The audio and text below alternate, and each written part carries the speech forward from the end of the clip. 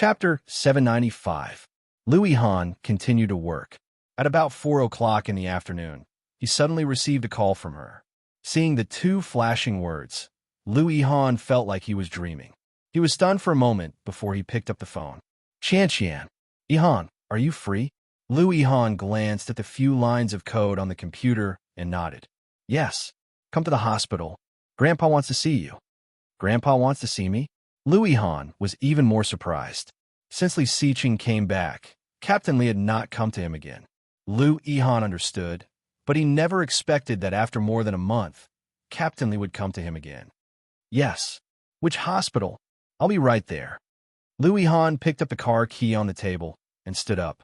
His colleague immediately felt that something was wrong and asked, Where are you going? Hurry up and finish your work. I'm going out for a while. I'll be right back.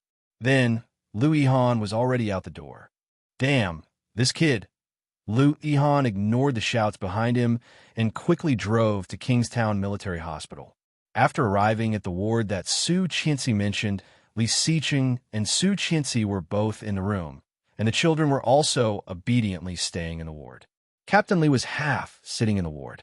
When he saw Louis Han, he sighed. Little Lou, you are here. Grandpa, Louis Han called. Louis Han felt sorry for the old man. This old man was a little older than the last time he saw him. Louis Han used to see him often, so he didn't think so. This time, after more than a month, he realized that the old man was not young anymore. Xiqing, Qian, take the children out first. I have something to say to Lou. Li Xiqing glanced at Louis Han and nodded. Then he picked up his daughter and walked out. Louis Han and his grandpa stayed in the ward for more than an hour before Louis Han came out. Seeing him come out, the eyes of the people guarding outside the ward all fell on him. What did Grandpa say to you? She looked at Louis Han and asked. Louis Han smiled and shook his head slowly. This is a secret between me and Grandpa. Stepping forward, Louis Han patted Li Xiqing on the shoulder and said, Take good care of Grandpa. I still have something to do, so I have to go. Li Xiqing looked at him with a faint smile. That smile made Louis Han very unhappy. Ignoring him, Louis Han put his hands in his pockets and strode away. When he returned to the company, he found that all his colleagues had left. On his computer, there was a note that clearly said, We're going to look for a venue first. You can come over after you finish your work. Fine, I'll finish it first. Louis Han had no choice but to drop the key and continue his hard-coding work. At about 7 o'clock, his phone rang. It was Luo Zhan. Hello. Didn't you say we were going to barbecue outdoors? Where are we going? Luo Zhan's tone was much better than in the afternoon. Louis Han snorted and said, I don't know the number you called this afternoon. I'm in a company.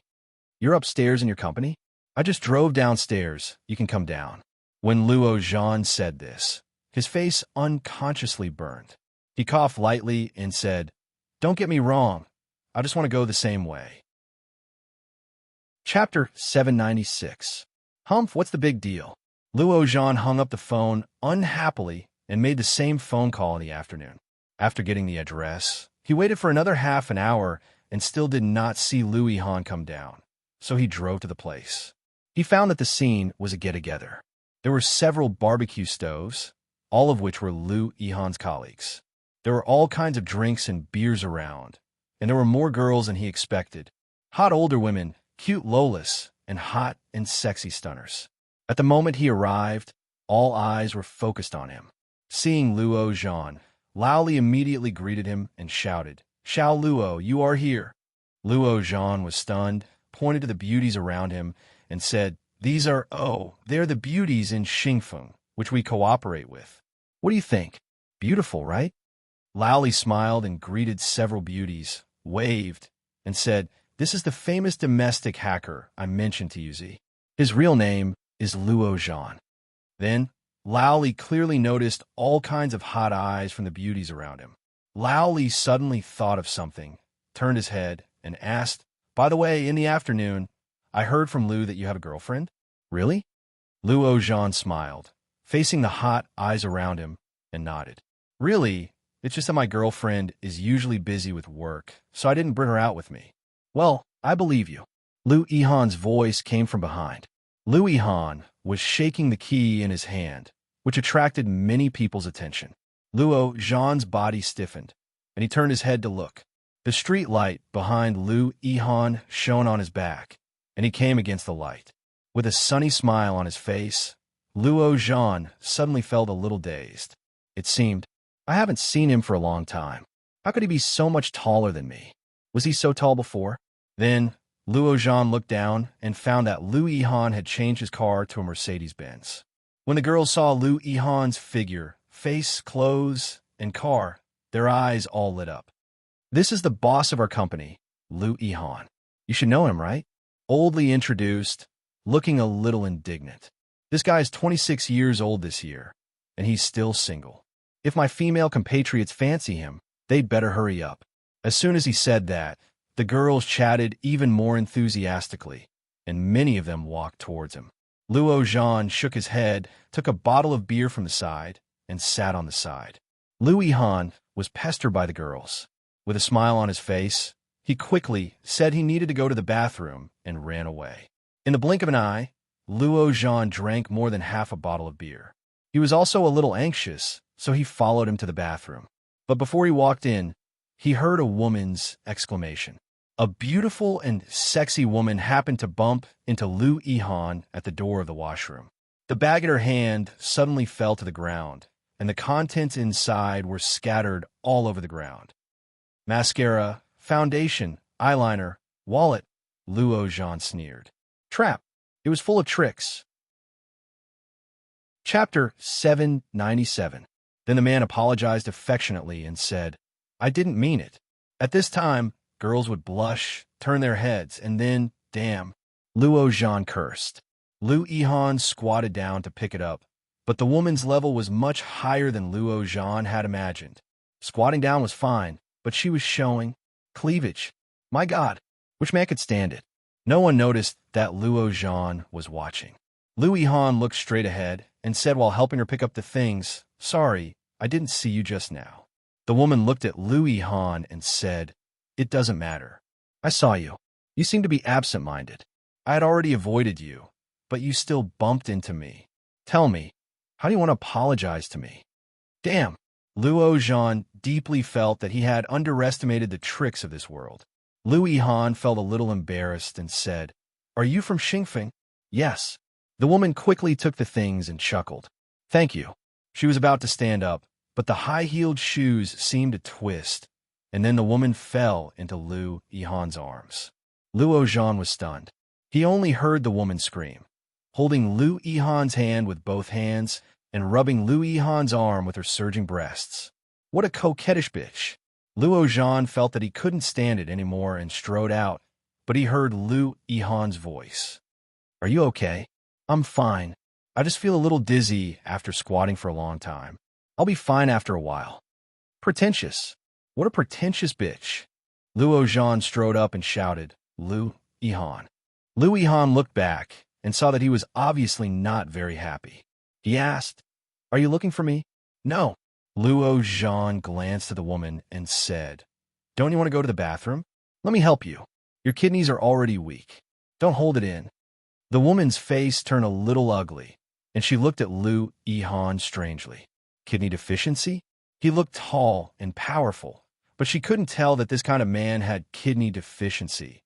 Under such a gaze, Lu Yihan's originally calm expression also cracked a little. Before he could speak, Luo Zhan reached out to help the woman. The beautiful woman hurriedly stepped back and said, No need, no need. Mr. Lu, just go. Io, you're not dizzy anymore? Luo Zhan's tone was a little sharp, but after saying it, he realized that he seemed to be a little sarcastic.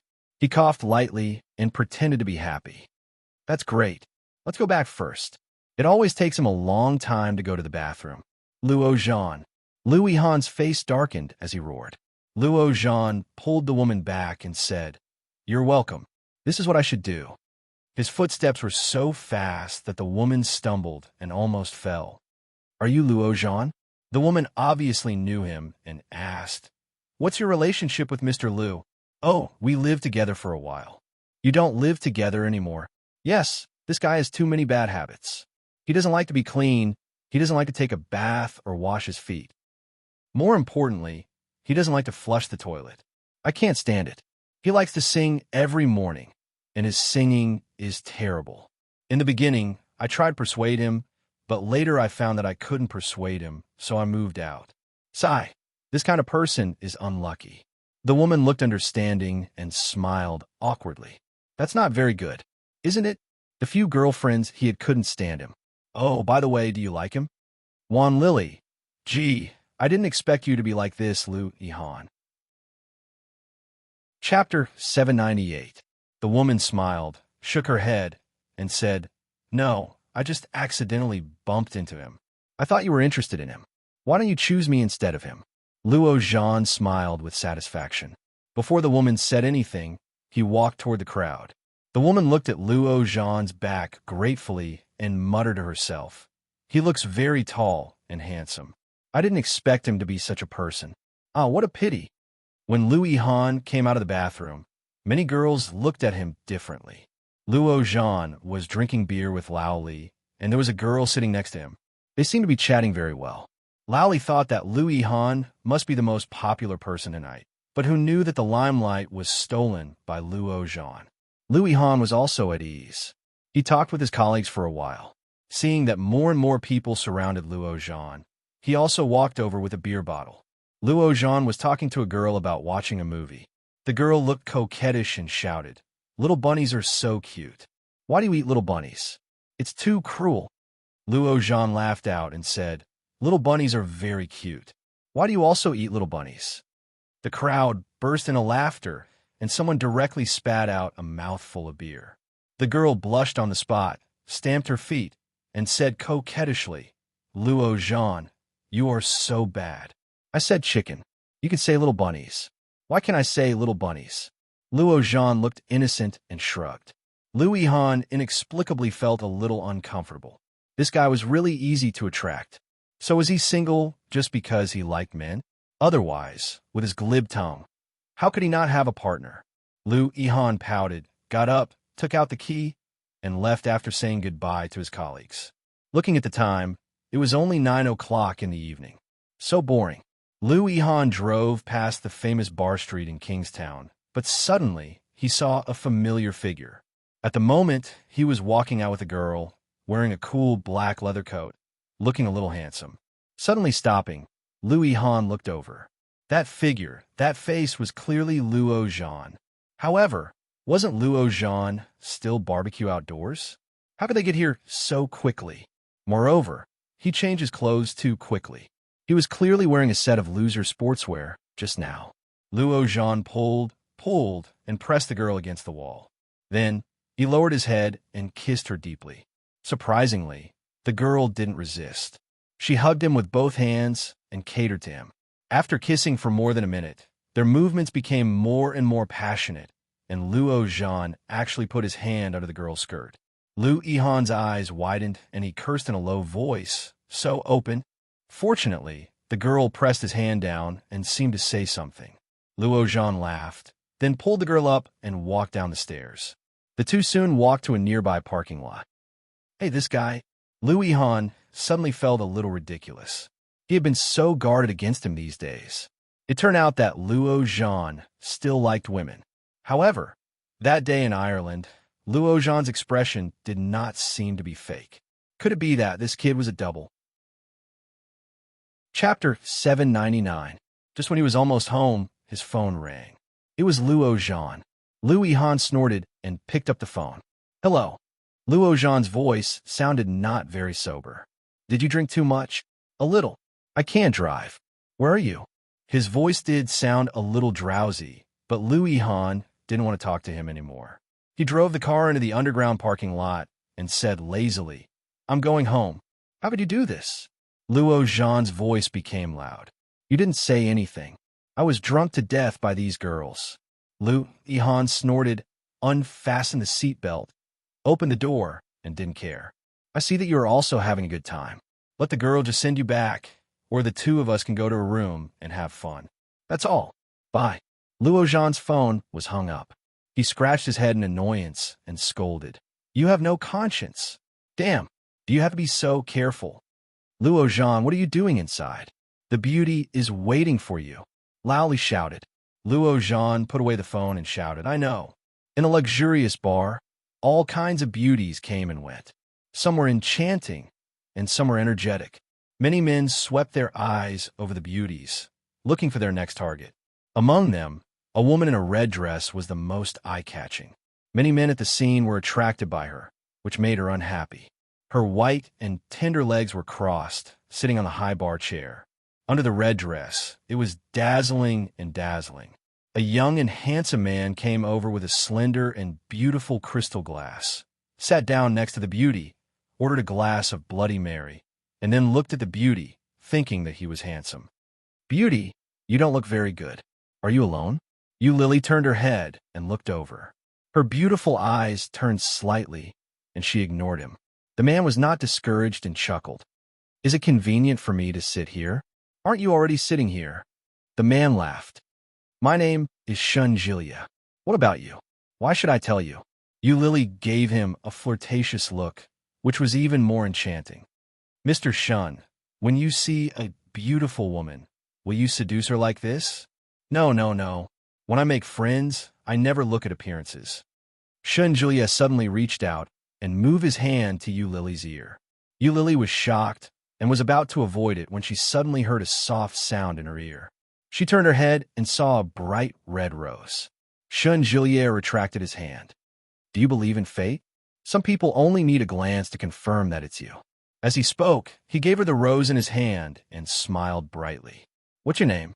Lily smiled, took the rose, and said softly, Li Xiaoyu. Li? Or Li? Little Fish of Dawn. What a cute name.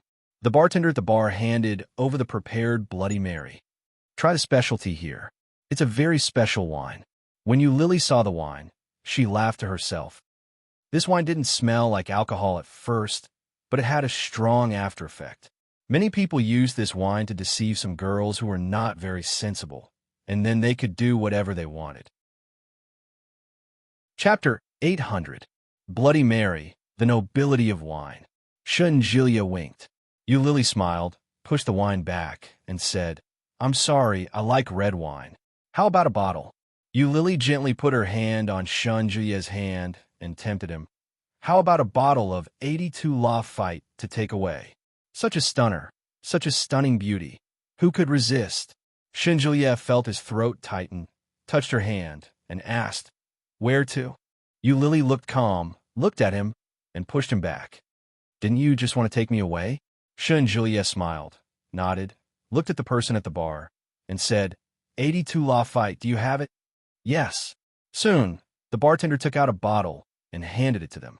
While Shun Jilia was paying the bill, Lily got down from the high bar chair and whispered, I'm going to touch up my makeup first. Wait for me for a few minutes. Shun Jilia believed it, looked at her affectionately, and nodded. Okay. Lily grabbed her handbag and walked slowly, but when she turned the corner, she quietly breathed a sigh of relief. She took out her mobile phone and walked quickly to another safe passage. She opened WeChat and found a contact. Before she sent a message, the money was transferred. Seeing the 3,800 yuan, Lily smiled and walked out of the bar in a good mood. A flashy Ferrari was parked at the door of the bar, but neither the windshield nor the doors on both sides could see what was going on inside. Lily just glanced at it and walked away indifferently. Inside the Ferrari, a pair of eyes were always on her, watching her leave.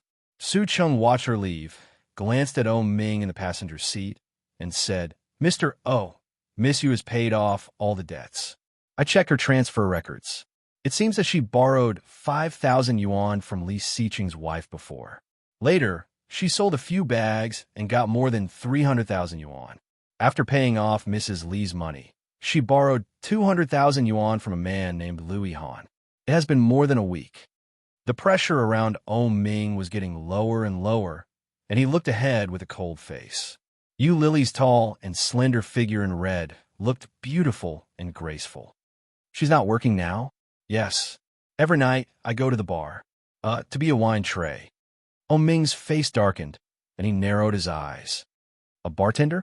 Yes, she seduced those rich men with her beauty, tricked them into buying expensive wine, and then ran away. I'm afraid she has succeeded, so now she has to go to another bar to work. Su Cheng's scalp was numb. He wasn't an ordinary assistant. When Oh Ming and Yu Lily were entangled, he had more or less heard about it. Later, when they broke up, Oh Ming became very hard-working, which Su Cheng saw. Unexpectedly, after 4 years, Oh Ming still couldn't forget that woman. This was not a good thing. Follow him. Yes. Su Cheng started the car and drove forward. The imperial capital was huge, and the bar street was especially long. The Ferrari was stopped by the security guards, so Oh Ming got out of the car and followed them. Chapter 801. Oh Ming walked slowly. Watching her flirting with other men, he sneered in his heart, but he did not go forward. Cheating, selling her face, selling her body. This woman really did everything. So cheap. Oh Ming looked at her and looked at the time. From the time she went to the bar to the time she said, "I need to go to the bathroom." It took them less than half an hour to get there. Seeing Yu Lily walking in the direction of the bathroom, Oh Ming quickly followed her. However, as expected, Yu Lily did not go to the bathroom, but turned a corner and walked into the safety passage. It was very quiet in the safety passage, and the sound of Yu Lily's high heels could be heard. Oh Ming stood at the entrance of the safety passage and did not follow her in. Standing at the door, Oh Ming lit a cigarette, blew a smoke ring, and laughed at himself. What am I doing? Stalking my ex-girlfriend? Or stalking my ex-mistress? In front of him was a reflective metal door. Oh Ming looked at himself inside, and after a while, he sneered and whispered, "You are also cheap." Yu Lily walked out of the bar, yawned, and looked at the money she had earned tonight. In the past week, she had earned nearly 100,000 yuan. With another 2,000 yuan, she could return 100,000 yuan to Liu Yihan first, and the big stone in her heart would not be so heavy. Looking at the time, it was already after 12 o'clock in the evening. Yu Lily stretched out and walked out of the bar street. But before she went out, she heard the sound of a steel pipe hitting the palm of her hand. Yu Lily stopped, looked at the bright outside, and did not dare to go out. He subconsciously stopped in his tracks and took a step back. However, someone suddenly shouted outside, "Stop!" Yu Lily's heart was even more shocked. She strode back and turned to escape. But suddenly, a hand reached in and pulled her out. Yu Lily shouted angrily, "What are you doing?" But the person who reached out to catch her did not have any pity, grabbed her, and threw her to the ground. Yu Lily was caught off guard and fell to the ground. Her elbow was burning, and when she looked down, she found it had been rubbed. However, the light that shone on her body was immediately blocked by those tall figures. She looked up and saw 4 to 5 men with tattoos on their arms, each holding a steel pipe. They were looking down at her with sinister expressions. "You? What do you want to do?" Yu Lily shrank back in fear. "Help! What are you doing?" "Shut up."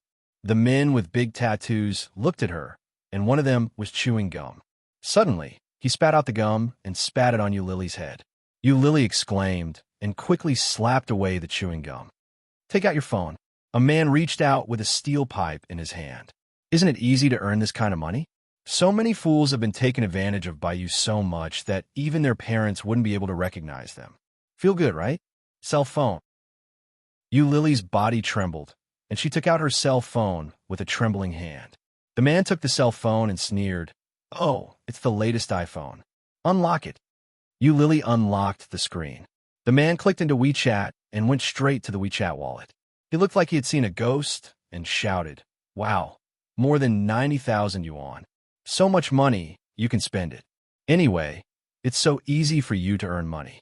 Come on, tell me, what's the payment password?" Dash. Chapter 802. Yu Lily looked at them and gritted her teeth. "I need this money to pay off my debt. I owe hundreds of thousands of yuan. If I don't pay it, I will be beaten to death." Yu Lily looked at them with red eyes and looked like she was about to cry. "Please, I'll give you half of it, okay? Leave some for me to eat." "Oh, the little beauty is begging us, but you can rest assured that we only want money.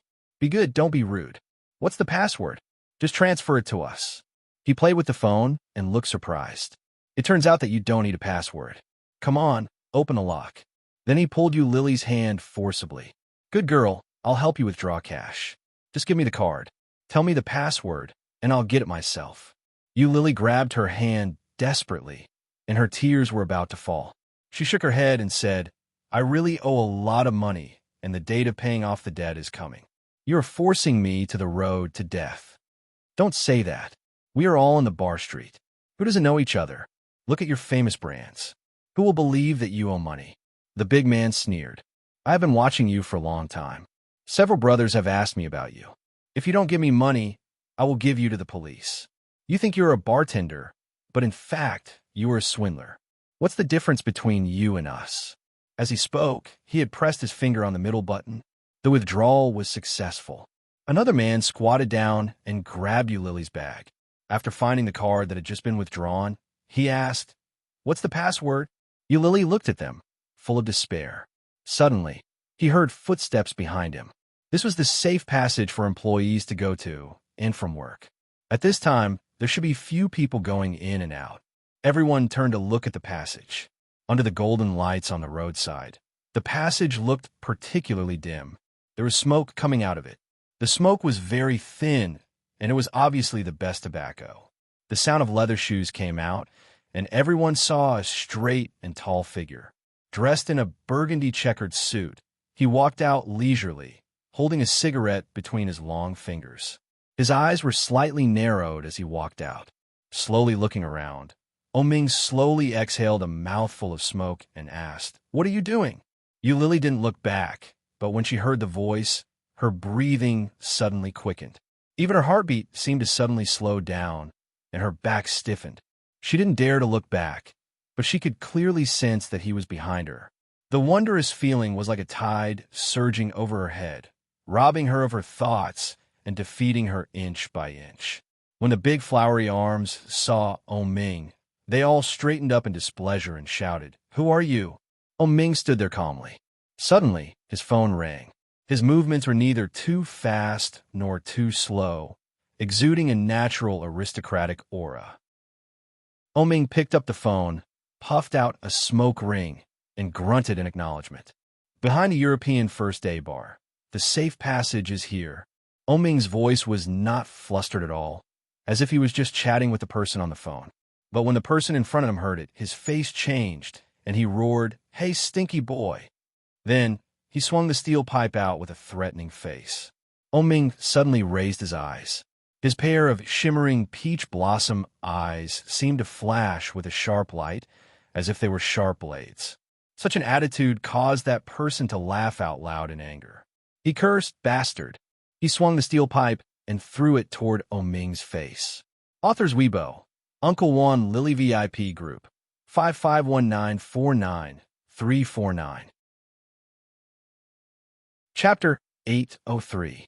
Ming didn't seem to notice it. Lily exclaimed, Be careful.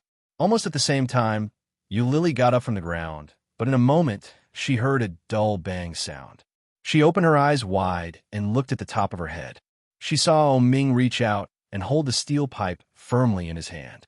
He was unarmed, but he was not at a disadvantage. Holding the phone in one hand and the steel pipe in the other, he looked at the man with tattooed arms. His eyes narrowed slightly, and he seemed to chuckle. Then he twisted his big hand, and under the shocked eyes of the big man, he hooked his elbow up. While the big man's attention was on his elbow, Ming's eyes flashed with the light of success. And when the big man was unprepared, he kicked the man's weakest point. The big man screamed, bent down, and covered his lower body, and his face changed dramatically. Such a scene made everyone's face change on the spot, and they stepped forward with the steel pipe. But Ming was not afraid at all, and his voice did not fluctuate at all. He said slowly, Well, okay, by the way, bring the police here. There is a robbery here, and tell them that Ming asked them to come. Ming, hearing these two words, everyone's expression changed, and the originally surging and powerful aura suddenly became dull. Ming didn't seem to notice the changes in front of him. He smoked the last puff of the cigarette, squinted his eyes, and threw the cigarette but on the ground. His leather shoes gently stepped on it, and the fire disappeared under his shoes. Wait a minute. You are Ming? Well, the big man asked. Ming squinted at him and did not answer. Instead, he stretched out his hand and said, "Give it to me." "WH. What? What did they take from you?" Oming looked at Yulili and asked. Hearing this voice, Yulili almost couldn't hold back her tears.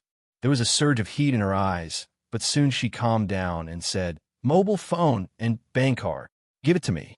Oming stretched out his hand and looked at them coldly. The big men looked at each other and finally handed the mobile phone and bank card to Oming. "Don't call the police. Let's go right now." While speaking, he looked straight at the mobile phone in Oming's hand, which was still on the call page, with a little pleading in his eyes. Oming's eyes turned cold and he shouted, "Get lost." They all heaved a sigh of relief at the same time, picked up the steel pipes, and ran. Oming threw the phone and the card back to Yulili and walked away. He actually didn't even look at her. Yulili felt a little frustrated. She gritted her teeth and shouted, "Wait a minute." Oming acted as if he hadn't heard anything. His footsteps were light, but his speed wasn't slow. In 2 or 3 steps, he was already far away. She picked up the things and chased after him in her high heels. She shouted, "Oming." The frequency of Oming's footsteps did not change at all as he strode forward. Yulili was angry and roared, "Oming, stop right there." Oming's footsteps came to a halt. "Oh yeah, Oming, stop right there."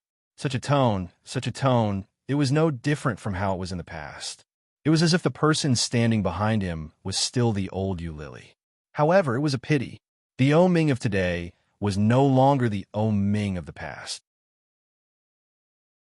Chapter 804. Yulili looked at his determined back, and her heart ached. Her hands and feet had been thrown to the ground by the tattooed men just now, and they were still hurting. She looked down and found that the wound was not deep, but she couldn't keep up with them. She simply took off her high heels, ran up with them in her hand, and shouted, "Oming, wait for me." However, Oming acted as if he hadn't heard anything and continued to stride forward. Just as he turned a corner, he walked into a bar. Yulili quickly followed him in. Oming walked straight in, and someone recognized him and greeted him directly, shouting, "Master O, you are finally here. Come here, sit here." Oming was invited to a relatively remote and quiet sofa, on which sat 3 or 4 men, surrounded by beautiful women. Every one of them was hot and looked beautiful and sexy. Yulili followed all the way, and soon someone noticed her and asked, "Master O, this is, I don't know." Oming sat down on the sofa and took the wine handed over by one of the men. When a man heard that, he had a look of understanding on his face. He saw Yulili holding high heels and wearing clothes that looked very good on the surface. But when he looked closely, he found that it was just a high-quality imitation. Even that pair of shoes had the classic snakeskin logo of Bulgari. This kind of shoes was relatively unpopular, but if she could wear it, it was undoubtedly fake. In all likelihood, she was some girl with a poor background and came to this kind of place to catch a rich man. However, she was really beautiful. Her figure was also good. She was petite and exquisite, and her skin looked tender. If she could have sex with him, it would be worth the money. The man thought he had seen through her, so he greeted Yulili, raised his eyebrows, and said, "Hello, I'm the second young master of Inling Group." However, Yulili ignored him, looked straight at Oming, and said, "I have something to say to you. Can you come out for a moment?" She had a lot of words to say to him. She had accumulated a lot of words for 4 years. In the past 4 years, there was not a day that she didn't miss him. Especially when she was desperate a few days ago.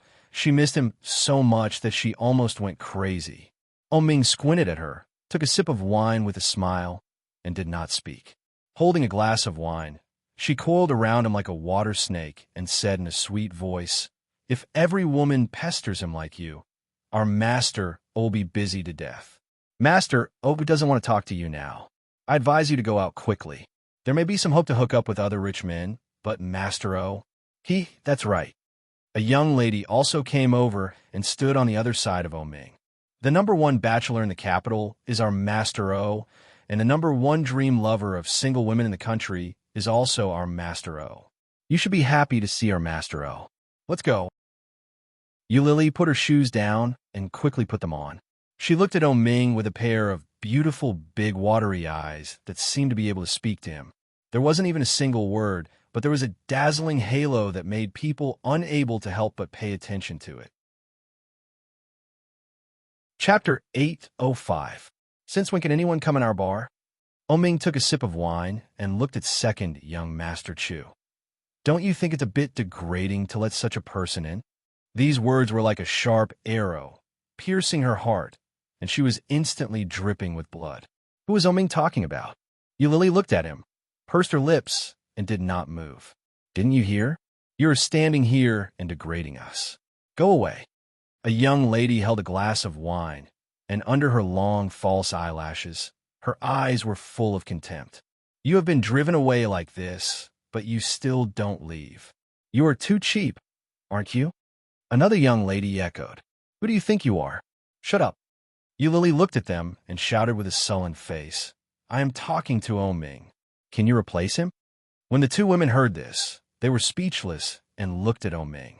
Oming lazily looked at the sofa with his legs crossed, as if he had not heard their words. His other hand was holding a mobile phone, and no one knew what he was looking at. Second young Master Chu wanted Eulili to stay. At this moment, he quickly said, Well, let's not talk about it. Anyway, today is my birthday. Everyone should give me face and talk less. Waiter, bring the cake up. The waiter quickly took the order and brought up the cake. A group of people sang the birthday song, but no one invited Eulili to sit down. Second young Master Chu cut the cake, and the young lady sitting next to Oming immediately came to take a piece of cake, handed it to Oming, and said, Master O, come and eat the cake. Oming avoided it with disgust, and his eyes fell on Eulili, who was standing next to him, and said, Haven't you left yet? Gee, you want to get along with me alone. Is it because you want to do something bad to me? Oming's words made everyone on the scene laugh. Eulili looked at him all the time, and her eyes were stubborn. I have a lot to say to you.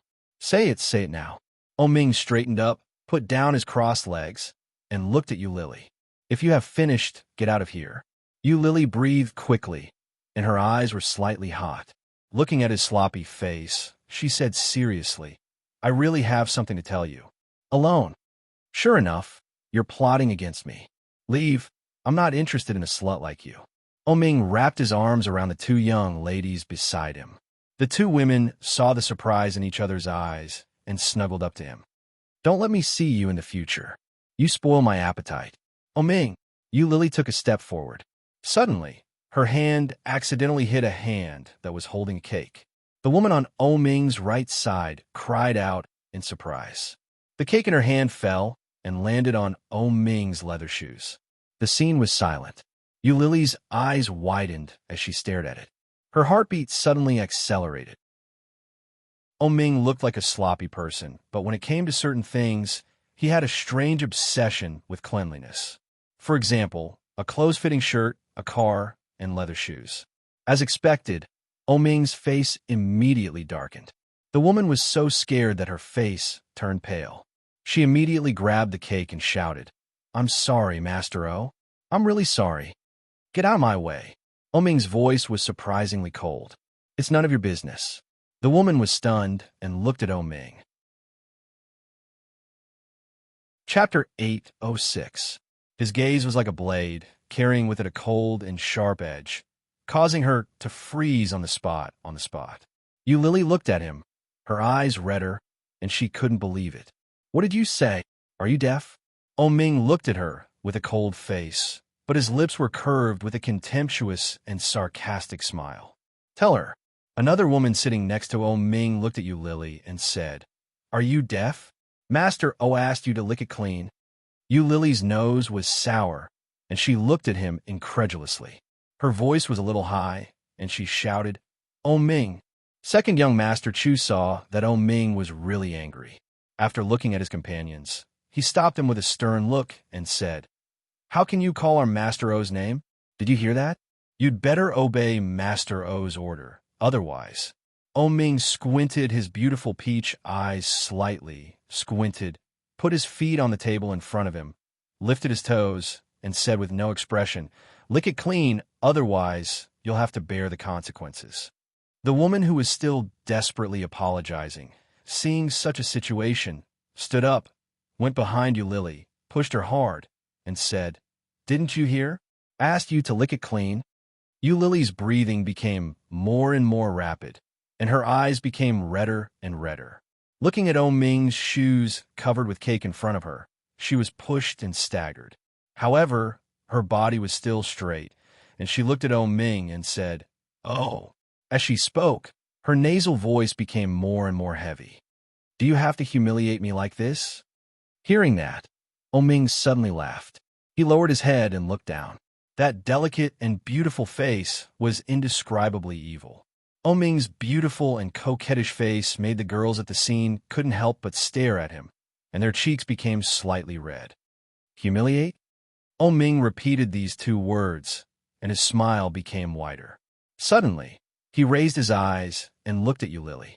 His pair of peach eyes were full of unspeakable ridicule and sarcasm. "You said that I am humiliating you?" This kind of smile, this kind of tone, it was something that had never been seen before. Lily still had a trace of fantasy, but in an instant, under such a look, it was all disillusioned. In the past, Ming would never have spoken to her in such a tone. At that time, the way he looked at her was full of tenderness and sweetness. At that time, it could be said that he held her in the palm of his hand. He protected her carefully, as if he was raising a canary. He was afraid that she would fly away, afraid that she would get lost. In the beginning, she enjoyed his protection and love, but gradually, she was tired of this feeling. She wanted freedom. She wanted to escape.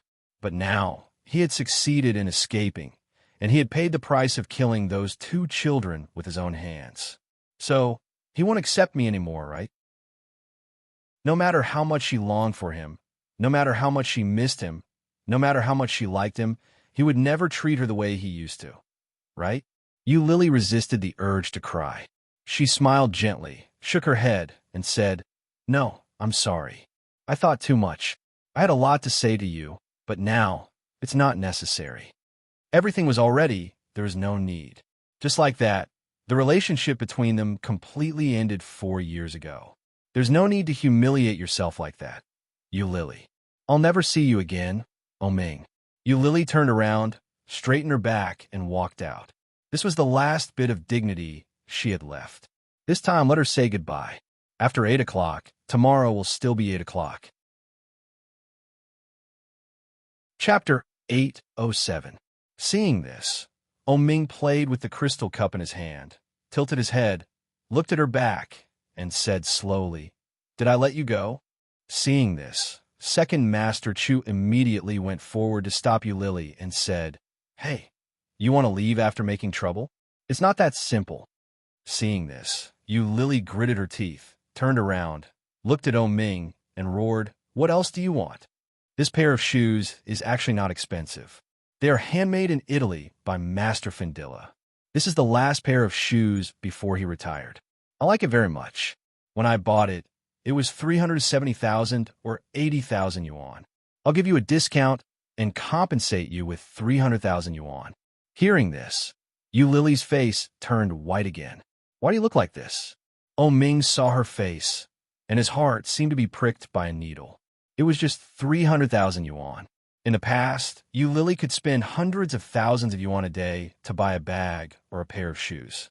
It was not an exaggeration to say that she spent money like water. Now, just a mere 300,000 yuan was enough to make her have such an expression, but at the same time, there was an indescribable sense of carefreeness that enveloped him. "Didn't I say, lick it clean?" Ming's lips formed a cruel smile. "As long as you lick it clean, you don't have to pay." Lily's face was extremely ugly, and her eyes were fixed on Ming as if she wanted to see something on his face. But she couldn't see anything. The woman who had just pushed Lily's back again with a proud expression on her face. Just like that woman, many of the people inside were also waiting to watch a good show. Lick it clean." Second Master Chu's accomplices immediately echoed, and some people even whistled. Lily's face was hot, white, and red. She looked at Ming, full of hurt. Taking a deep breath, Lily felt a little dry, and her throat and heart were empty. She asked in a low voice, "Are you serious?" Ming laughed and crossed his legs on the table, revealing his shoes that were covered in cake. He leaned lazily on the sofa and said, 300,000 yuan. You can leave after you pay me on the spot. The people around started to make a ruckus, especially second young Master Chu's accomplices, who whistled even louder. Yu Lily's hands hung by her sides, clenched into fists, and said nothing. Anyway, you've been selling yourself for 4 years. You must have changed a lot of mistresses, right? It shouldn't be a problem to borrow 300,000 yuan from so many regular customers, right? Look at my bad memory. Given your hunger and thirst, how can an ordinary person satisfy you? With those men, it's probably just a one-time business deal. TSK, no wonder you're so miserable. Didn't I teach you that you have to be more tolerant of some things? Ming. Hearing these 3 words, Ming smiled brightly, and it was a little cruel, which deeply hurt Yu Lily's eyes. Pointing to his shoes, Ming raised his eyebrows. His peach blossom eyes were deep, and it was hard to see his emotions. He said, Look at you, I don't think you can borrow it. Come on, lick it. The expression on Ming's face was no different from his usual appearance. It was so understated and so casual. It seemed that it was fun to tease her like this. Chapter 808. The young lady next to Ming laughed and encouraged. Lick it. It's tiring to do this business. How many times do you have to sell it for 300,000 yuan? It's much easier to lick it. That's right. Young Master O's shoes are very clean, and the cake is also very fresh. Just treat it as a different tableware. It's not easy to earn 300,000 yuan. Another lady chuckled with gloating eyes. Hearing such words around her, Yu Lily's eyes flickered. Looking at Ming's shoes, there was an obvious struggle on her face. Yes, it's 300,000 yuan. She worked herself to the bone, risking the possibility of being arrested and sent to jail, shuttling back and forth between bars every night as a bartender. Wasn't it for the money? 300,000 yuan. How much could some senior white-collar workers earn after working for a whole year? She worked as a wine carrier and had to be on tenterhooks every day to swindle those suckers. How much money could she earn after working for more than a week? As long as she bent down and licked it, she wouldn't have to compensate 300,000 yuan. Wasn't it better than making money by selling her body? At the very least, she didn't have to be labeled as a prostitute. At the very least, she earned it fair and square. She didn't have to be a sugar daddy or sell her body. She just sold her dignity, that's all. No, she had no dignity, hadn't she? What bullshit dignity? It had long been destroyed when she had no money and was forced to find how to work as a bartender to make a living. If she had dignity, she would not have gone back to Hao-Yu. If she had dignity, she would not have followed Ming here with a glimmer of hope and been humiliated like this. It was too ridiculous to talk about dignity at a time like this. Yu Lily's eyes flickered. Suddenly, she smiled and looked at Ming. When Ming saw the look on her face, the smile on his face became more and more sinister. However, the corners of his mouth became wider and wider, and the evil aura on his face became more and more unbridled, making it difficult for people to see his emotions. If I lick it, you don't need my compensation, right? There were tears in Yu Lily's eyes, but she stubbornly raised her head and didn't let the tears gather more. She looked at Ming with a smile on her face. It was bright and sad. Second Master Chu clearly saw the expression on Yu Lily's face, sighed secretly, and couldn't help but feel a little sorry. After all, such a beautiful woman with such a good figure and skin was hard to come by. What a pity. After offending Ming, it was basically over. If word got out, Yu Lily wouldn't be able to survive. Those who were tainted by her would definitely not have a good ending. What a pity. Taking a step forward, second young Master Chu said, Of course, don't you know this person? This is young Master O, the only heir of Oya. He definitely keeps his word. She knew. Of course she knew. How could Yu Lily not know? Ming never went back on his words. The only thing I regret is sleeping with a woman like you. Because of you, I kill my brother. Unless my second brother comes back to life, I will never have anything to do with you in this life. Yu Lily thought. She had no idea what Ming was thinking. Get lost. Be smart and don't appear in Kingstown in the future. Otherwise, I will find someone to kill you. B*TCH. Ming played with the wine glass and silently pointed to his shoes. Ming, with a choked voice, Lily bit her lower lip and said, "That diary. Have you finished reading it?" Dash. Chapter 809. Diary. Ming thought of the diary, and his eyes, which were half squinting lazily, suddenly became sharp and looked straight at Lily, wishing to cut her into pieces. In that diary, Lily's most brutal side was recorded. He never thought that the girl he had protected and raised for 3 years would have such a heavy heart and such cruel means. In order to break up with him, she killed her own twins. Did she really hate him so much? Ming withdrew his hand, and his malice was obvious. He smashed the wine glass in his hand toward Lily's body, and the delicate and clear liquid inside was immediately thrown out. The wine glass hit Lily's abdomen and then fell to the ground. The crisp sound accompanied by the splashing of fragments came out at the same time. No one expected that Ming, who had always been calm, would suddenly make a move. Everyone was shocked and began to guess the relationship between him and Lily. It seemed that they knew each other. Was it really an old lover relationship? Lily stood in the same place, gritted her teeth, and looked at him, saying, "You haven't finished reading it, Ming." Yes, he hadn't finished reading it. He patiently read more than half of it from the beginning. Every word and every page was filled with her hatred for him. It was a diary full of hatred. The hatred was like a sharp knife, cutting him through the words. When he finally saw his twins killed by her, there was only one thought in Ming's mind. Kill her. How could such a woman live in this world? Ming squinted and chuckled. Changing the subject? "Miss you, this trick works on your lovers, but it doesn't work on me at all. Hurry up, don't waste everyone's time.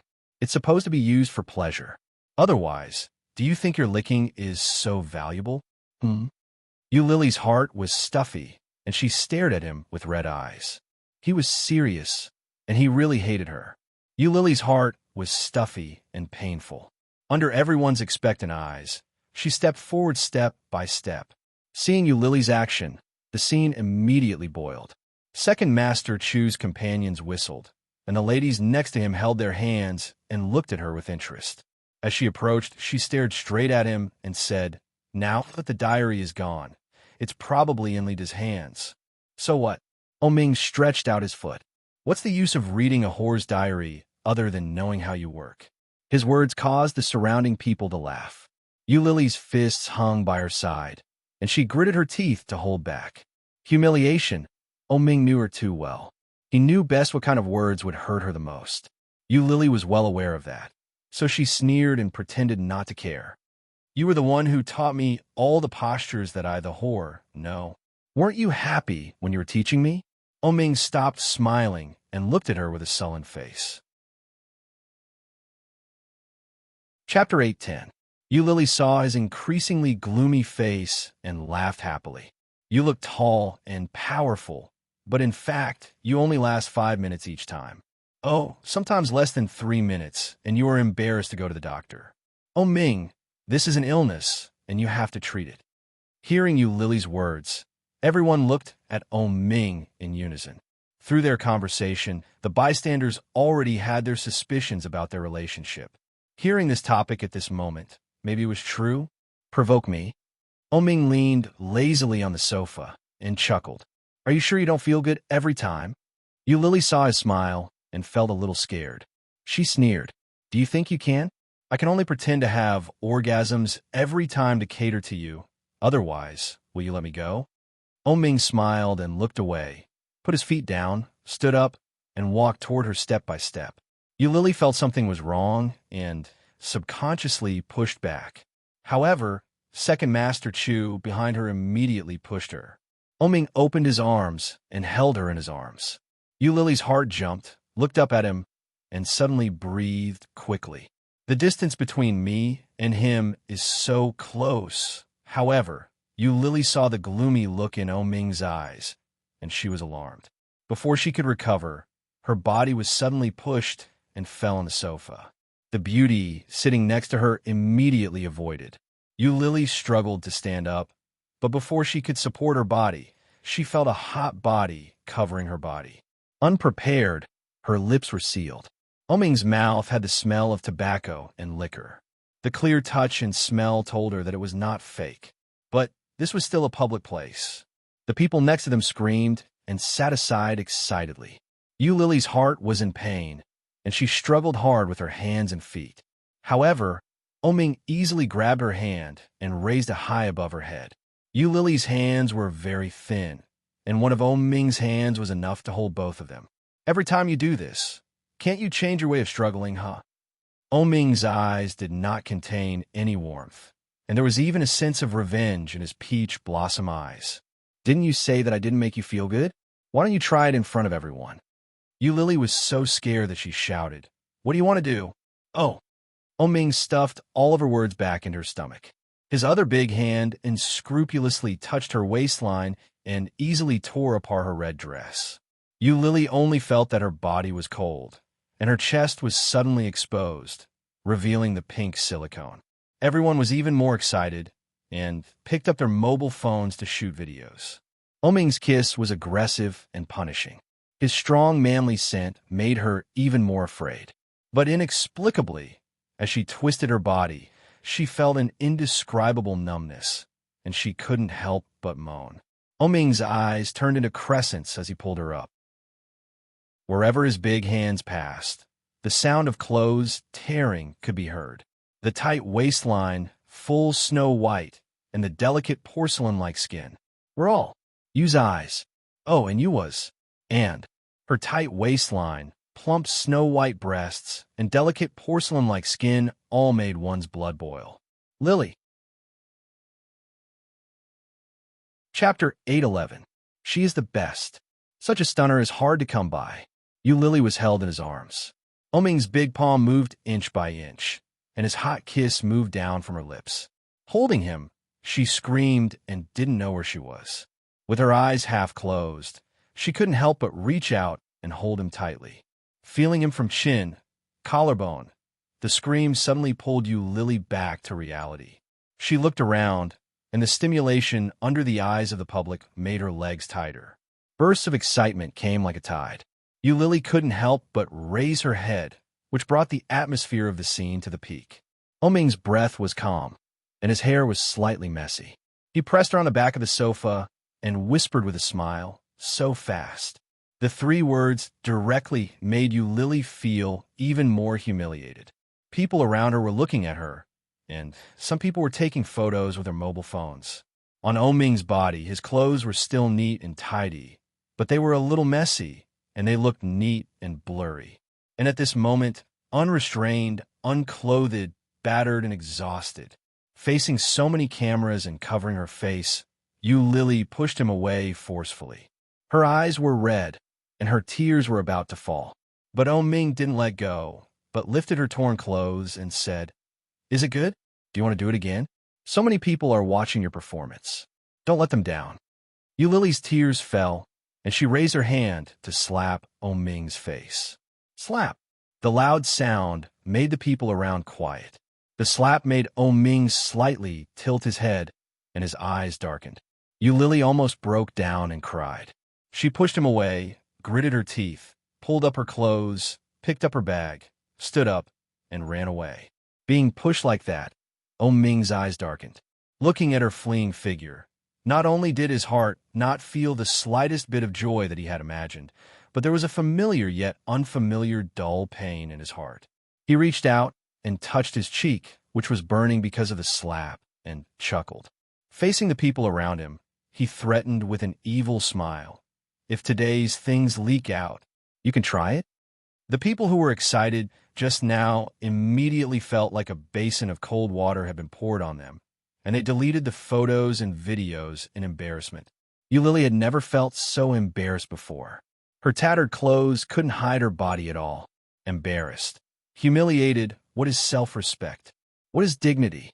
What is face? Nothing at all. Lily stopped a taxi and gave the driver her address. She couldn't help but cry in the car. Seeing her like that, the driver was a little worried and asked, "Miss, what happened? Do you want me to call the police for you?" Lily stopped crying and shook her head. By the time Lily arrived at the newly rented house, it was already 20 minutes later. Stumbling on the bed, Lily finally couldn't bear it and burst into tears. Why was it like this? Why was it like this? It shouldn't be like this. The humiliation that Ming had given her was 100 times, 1,000 times worse than what others had given her. He had never felt so dead in his heart and despair. Lily walked into the bathroom with trembling legs. She looked at herself in the mirror and felt extremely sad. Chapter 8:12. None of the orphans abandoned in the orphanage had a proper birthday. All of them were based on the date when the orphanage found the child. When Lily was found, it was the 5th day of the new year.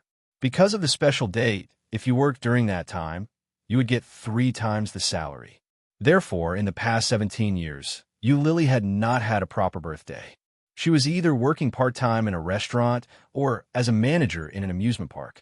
She thought that her 18th birthday would be no different from before, but this year made her feel very different. Ding dong. The doorbell rang, and Lily jumped up from the sofa happily. She ran to the door and opened it directly. Seeing her like this, Ming frowned and said, "You didn't ask who it was before opening the door. What if it was a bad guy?" "It won't be." Lily was a little excited and looked at his hand, which was holding a big cake. "Wow, there's really a cake. Haha, give it to me." Lily took the cake from Ming's hand, bowed her head to smell it, and walked in with the cake. Seeing this, Ming smiled and closed the door. He went in, took off his coat, and put on the sofa. "Happy birthday." Ming sat next to her and helped her open the cake. "You're 18 years old, a big girl." Lily's eyes were shining, and she nodded excitedly. Especially when she saw the big chocolate cake. She was drooling. She turned to look at Ming, and her eyes were shining. "Wow, such a big cake. Can the two of us finish it?" Ming smiled widely, opened the paper plate, and helped her put 18 candles in it. After lighting them one by one, he said, "Make a wish." Lily was a little disappointed. She looked at him and said, "Don't you sing the birthday song for me?" "Sing it." "What song?" "Childish." Ming patted her on the head and whispered, "Hurry up and make a wish and blow out the candles." Lily pouted, and her cheeks were red in the candlelight. It was like being covered with a layer of orange light, but her smile became wider and wider. She said, "I hope that I can have cake on my birthday in the future." It was a simple birthday wish, but it made Ming's heart ache. His big hand touched her little head, and his eyes softened slightly. He said, There will be in the future." "Really?" Lily looked at him with a smile. Her eyes were like bright stars. She turned her head, blew out the candle, and said, "I have never eaten such a big cake. I want to eat this flower. It's all yours. Eat slowly." Ming sat on the side and looked at her with a smile. It was as if he was looking at a child, and there was a deeper meaning that Lily couldn't understand. He had been living with her for more than 9 months. Over the past 9 months, they had become increasingly familiar with each other. The two of them shared the same bed and naturally slept together, but Ming cleverly didn't cross the line. Even when he kissed her, he only lightly touched her forehead. He didn't go overboard. Today, it was finally possible. From today onwards, she would be an adult. Chapter 8:13. Done. Lily handed a slice of cake to him and said, "This is the best slice I've cut. Here you go." "Thank you, Lily." "You're welcome, Mr. O." Lily didn't care.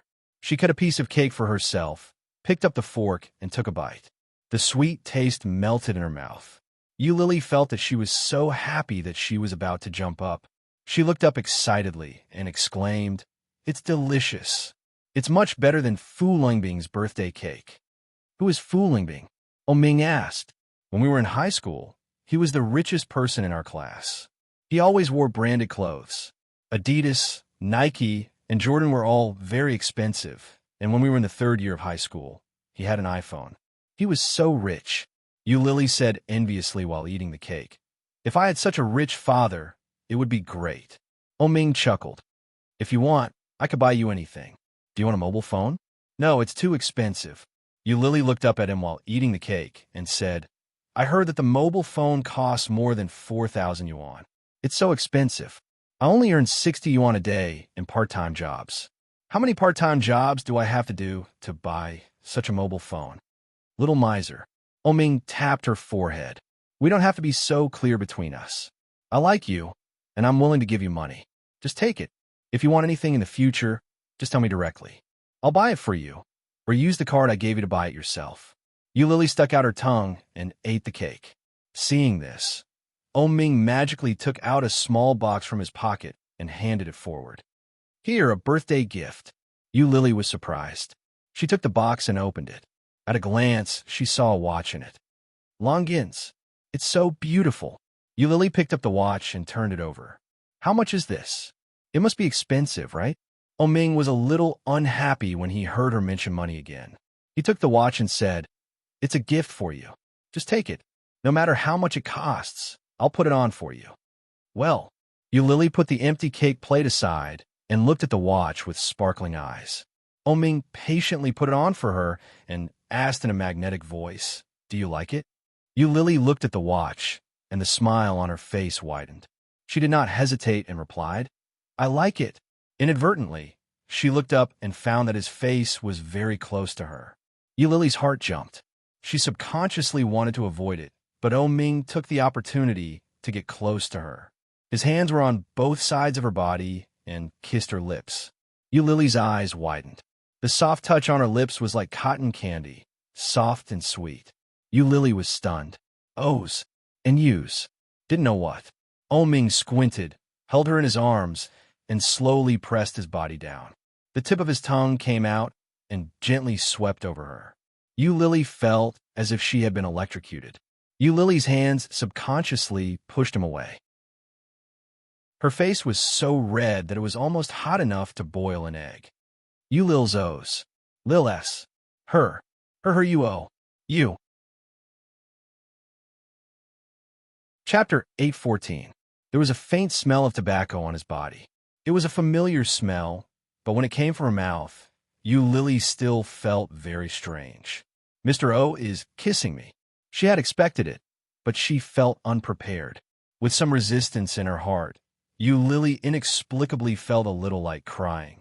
Looking away, Lily pushed him away with both hands, blushed, shrank her neck, and said, I haven't taken a bath yet. I'm going to take a bath. Ming saw her nervousness and slightly released her. Lily hurriedly ran toward the direction of the room. Lily ran back to the room, and her heart was beating so fast that it seemed to have a small motor installed. When she got to the bathroom, she looked in the mirror and found that her face was shockingly red. Oh my God, so red. Lily turned on her clothes while turning on the water. Taking a long breath, Lily blushed, put her clothes on the dry ground not far from the bathtub, and took a bath in the water. What do I really have to do it with him? Lily blushed, put half of her face in the water, and blew the water. Her hands were crossed in front of her chest, and her long hair had been wet, floating in the water, looking a little dreamy.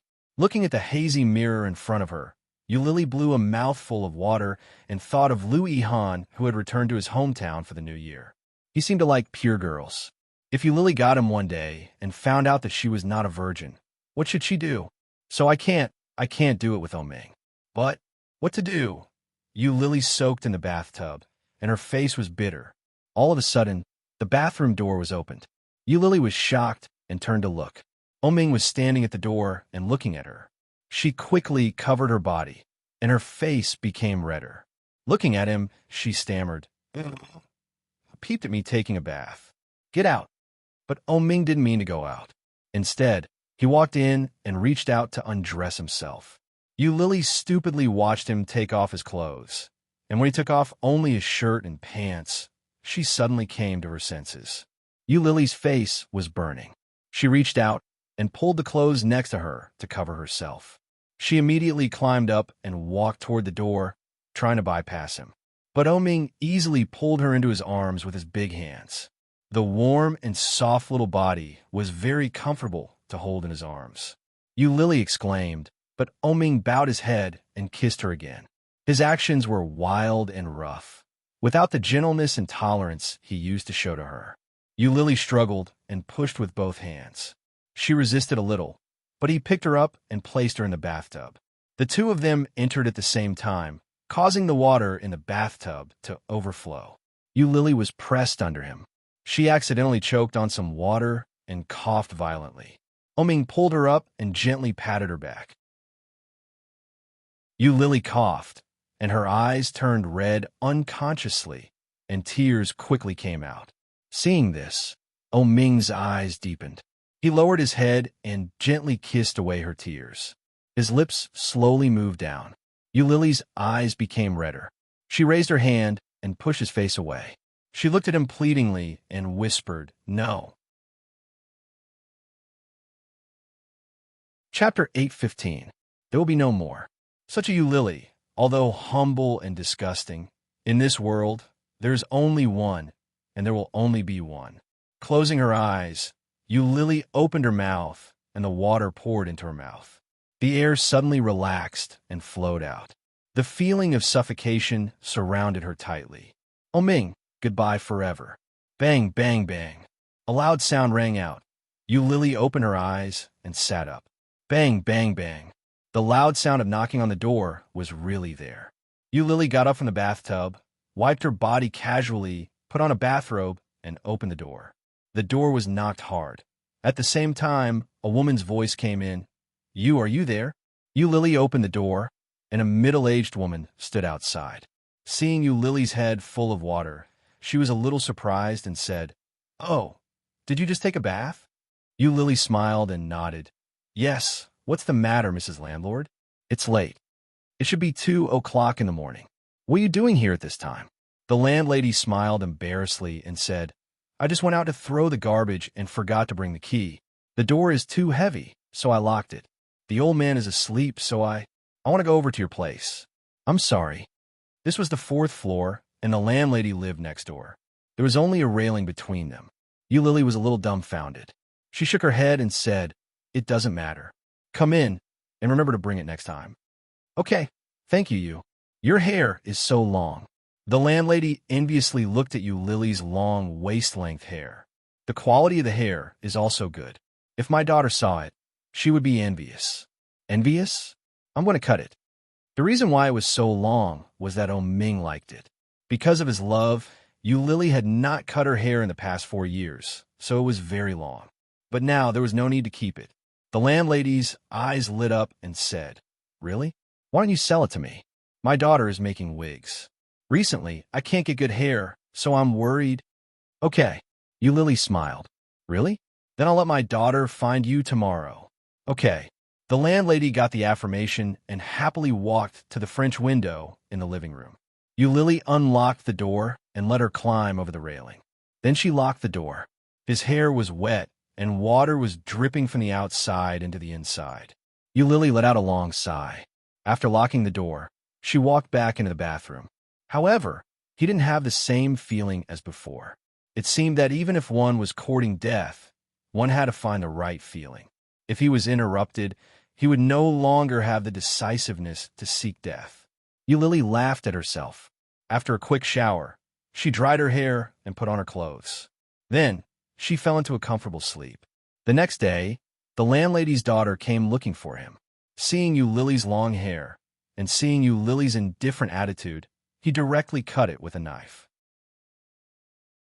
After giving Yu Lily 700 yuan, he helped her trim her hair into a cute short hairstyle and left with the hair. All of a sudden, her long hair was gone, and Yu Lily felt a lot lighter. He looked in the mirror and found that he looked pretty good. Chapter 8:16.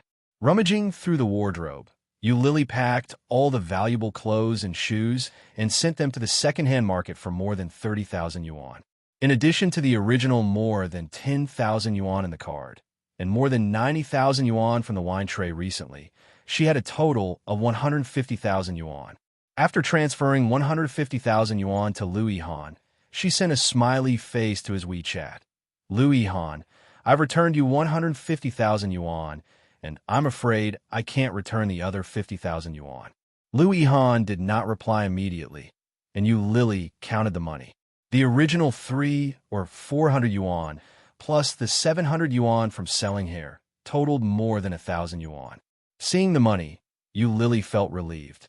Walking out of the second-hand market, Yu Lily was bathed in the sun, squinting and looking up at the sun above.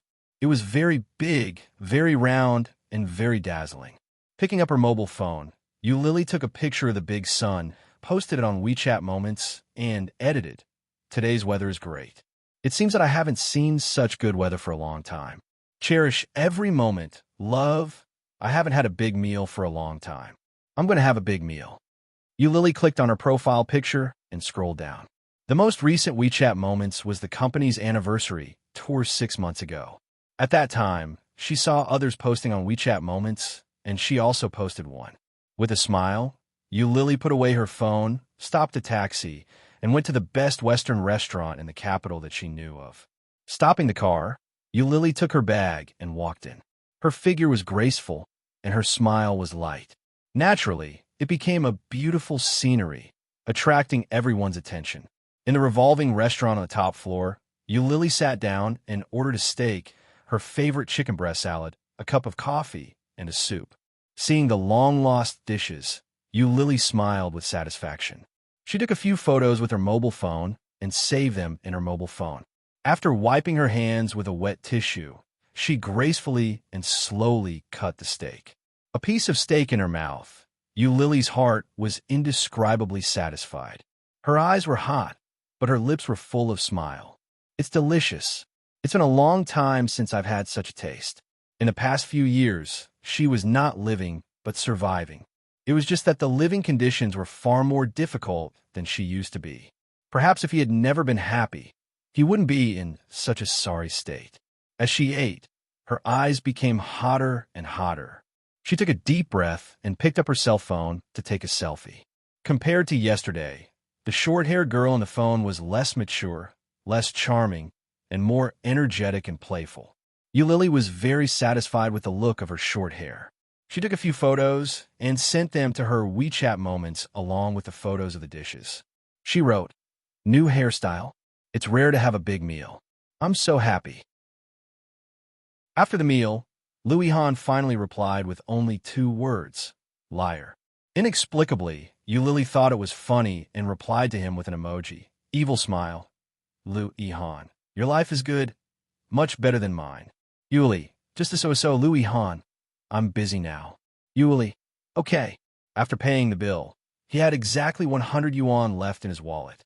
After taking a taxi home, he only had a little more than $10 left from the last $100. As soon as he got out of the car, an old and dirty beggar greeted him with a broken bowl in his hand. Yu Lily gave him the last $1 she had, and then climbed to the 4th floor in high heels. Chapter 817. Humming a little tune, Yu Lily walked into the living room. She took out a notebook and a pen and sat down at the small table. The smell of gas was getting stronger and stronger. Yu Lily bit the pen and frowned in disgust. But after thinking for a long time, she didn't know what to write. She simply held the pen and sketched the lines on it, and soon the lines of the man's face were outlined. There was an evil smile on his face, a pair of peach eyes, and a few lines were drawn vividly. Yu Lily saw this face and smiled softly. Then, she drew 2 little babies under the man. With pacifiers in their mouths and wrapped in swaddling clothes, the 2 little babies looked exactly the same. Yu Lily even laughed, and her eyes were hot. Throwing the pen away, Yu Lily picked up her mobile phone, looked through the address book, clicked on Louis Han's chat, and made a video call. Louis Han seemed to be a little busy, and it took a long time for him to get through. As soon as he opened the phone, Yu Lily saw the face she hadn't seen for more than 4 years. His hair was half wet, and a towel was on his neck. It looked like he had just taken a shower. "Louis Han, what's wrong?" Louis Han wiped his hair and held the phone, not caring. Yu Lily suddenly smiled happily, looked at the face on the phone, and said, "You actually answered. I just wanted to try." Louis Han heard this and was a little upset. "So you came to try your luck?" "Yes, this shows that my luck is still very good." Yu Lily smiled happily, looked at him, and said, "Louis Han, are you still single? What does it have to do with you?" Louis Han was even more upset, looked at her little face with a bright smile, and said, "Are you very free?" Lily's heart was sour, and the smell of gas was getting stronger and stronger. Even Lily was a little short of breath.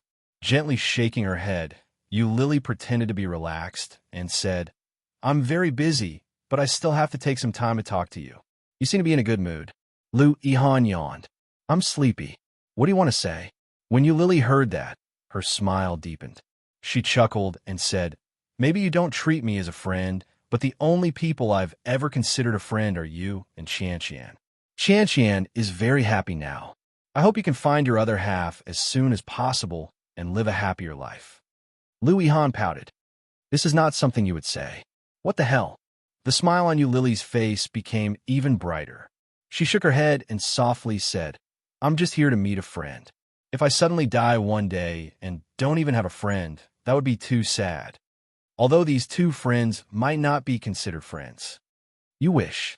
It is said that the scourge lives for 1,000 years. People like you will live at least 100 years, Han said, half-jokingly, looking at her. "Why did you suddenly mention this?" Lily smiled brightly, shrugged, and said, "Hey, it's so boring. I want to talk to you, but I'm serious. Goodbye, Han." After that, she hung up the video call. Han didn't care, threw the phone on the sofa, and picked up the hairdryer to dry his hair. Chapter 8:18. The feeling of nausea and vomiting came. Everything around her was swaying. Her head hurt, and she collapsed on the sofa. Finally, she was free, so tired and sleepy. How long had it been? In order to survive, she had not had a good rest. Now, she could finally have a good sleep. Lying on the sofa, Lily slightly narrowed her eyes, and sadness came like a tide. No friends, no family. It was estimated that the first person to find out that she was dead would be the landlady next door. One day in the future, someone might think of it and ask, where did Lily go? When they found out that Lily was dead, what would their expressions be like? Pity? Sympathy? Or expressionless, without any emotion? But what is certain is that her disappearance will not bring a little sadness to anyone, bring a little fluctuation. Her existence had always been superfluous. Only she alone, in this corner that no one knew, was struggling to breathe. Therefore, the director of the orphanage named her Lily. Lily tried to turn over and felt that she still had a little energy. Lying on the sofa, she picked up her mobile phone and opened her WeChat moments. There were a lot of likes and comments. Many of them were former colleagues and former classmates. However, many of them were friends who liked it. Looking at the comments, some people said that she was getting more and more beautiful, and some people were regretting that her original long hair was fluttering. Lily curled her lips and replied with an emoji. Haha. Suddenly, a new comment came in. It was from Han. He said, "Are you with Ming again?" "Again?" Lily replied. "No, Han. The back of the photo is exposed." Lily was stunned and clicked on the big picture. Just behind Lily's selfie, there was a figure. The focus of the camera was on Lily's face, and the small figure behind her only occupied a little. It seemed that Ming was sitting on the table behind her, looking forward, and his eyes were looking at the camera. Lily's heart skipped a beat. She enlarged the photo until it was all mosaic. Lily was sure that this person was really Ming. But when did he sit behind her? She actually didn't notice. It turned out that she was so close to him today. How nice. Lily's head was buzzing, and her vision was getting darker and darker. She couldn't even see the phone screen clearly. Lying on the sofa, Lily gasped. But when he inhaled, all he could smell was the smell of gas. Out of the corner of her eye, Lily glanced at the small figure in the photo. She tried her best to smile and said, "Goodbye, Ming." That day, Ming had been busy from dawn to dusk. At noon, he had invited some foreign guests to the revolving restaurant for lunch. Who knew that he would actually see someone he would never have expected? Lily. She cut her hair. His long black hair was cut to the length of his ears. Sitting in the back, Ming watched with his own eyes as she took out her phone to take selfies. Sometimes she pouted, and sometimes she made a peace sign. Cliché. They hadn't seen each other for so many years, but her selfie skills were still so bad. However, he could tell that she was in a good mood. What happened last night seemed to be nothing more than a haircut. Ming looked away and sneered coldly. What a big heart. Chapter 819. Ming felt ridiculous for his naivety just now, and then tried not to look at her.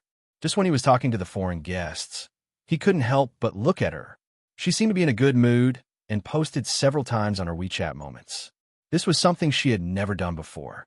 He once asked her, "Why don't you like to take selfies or post on WeChat moments? Other girls like to do this kind of thing." She looked disdainful. "What's that to take selfies? I'm afraid that my charm will shock the entire WeChat moments. If all men fall in love with me, what can I do?" Ming couldn't help but laugh at her shameless answer. But later, Ming learned that it was because of inferiority. Because she was a mistress, she didn't want others to know everything he gave her. Once her luxurious life was discovered, those who originally targeted her and hated her would definitely take advantage of it and spread the news more wantonly. For example, Eulily is a mistress of a rich second generation.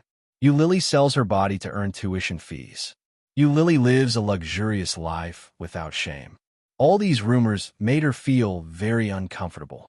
Over time, she didn't have this habit. Good life, bad life, it was better to let her know all about it. There was no need to let others know what your own life was like. It was meaningless to be looked down upon or envied. Ming had read all of this in her diary. Seeing that she finished eating and left, Ming finally stopped thinking and continued to discuss the contract with the foreign guests.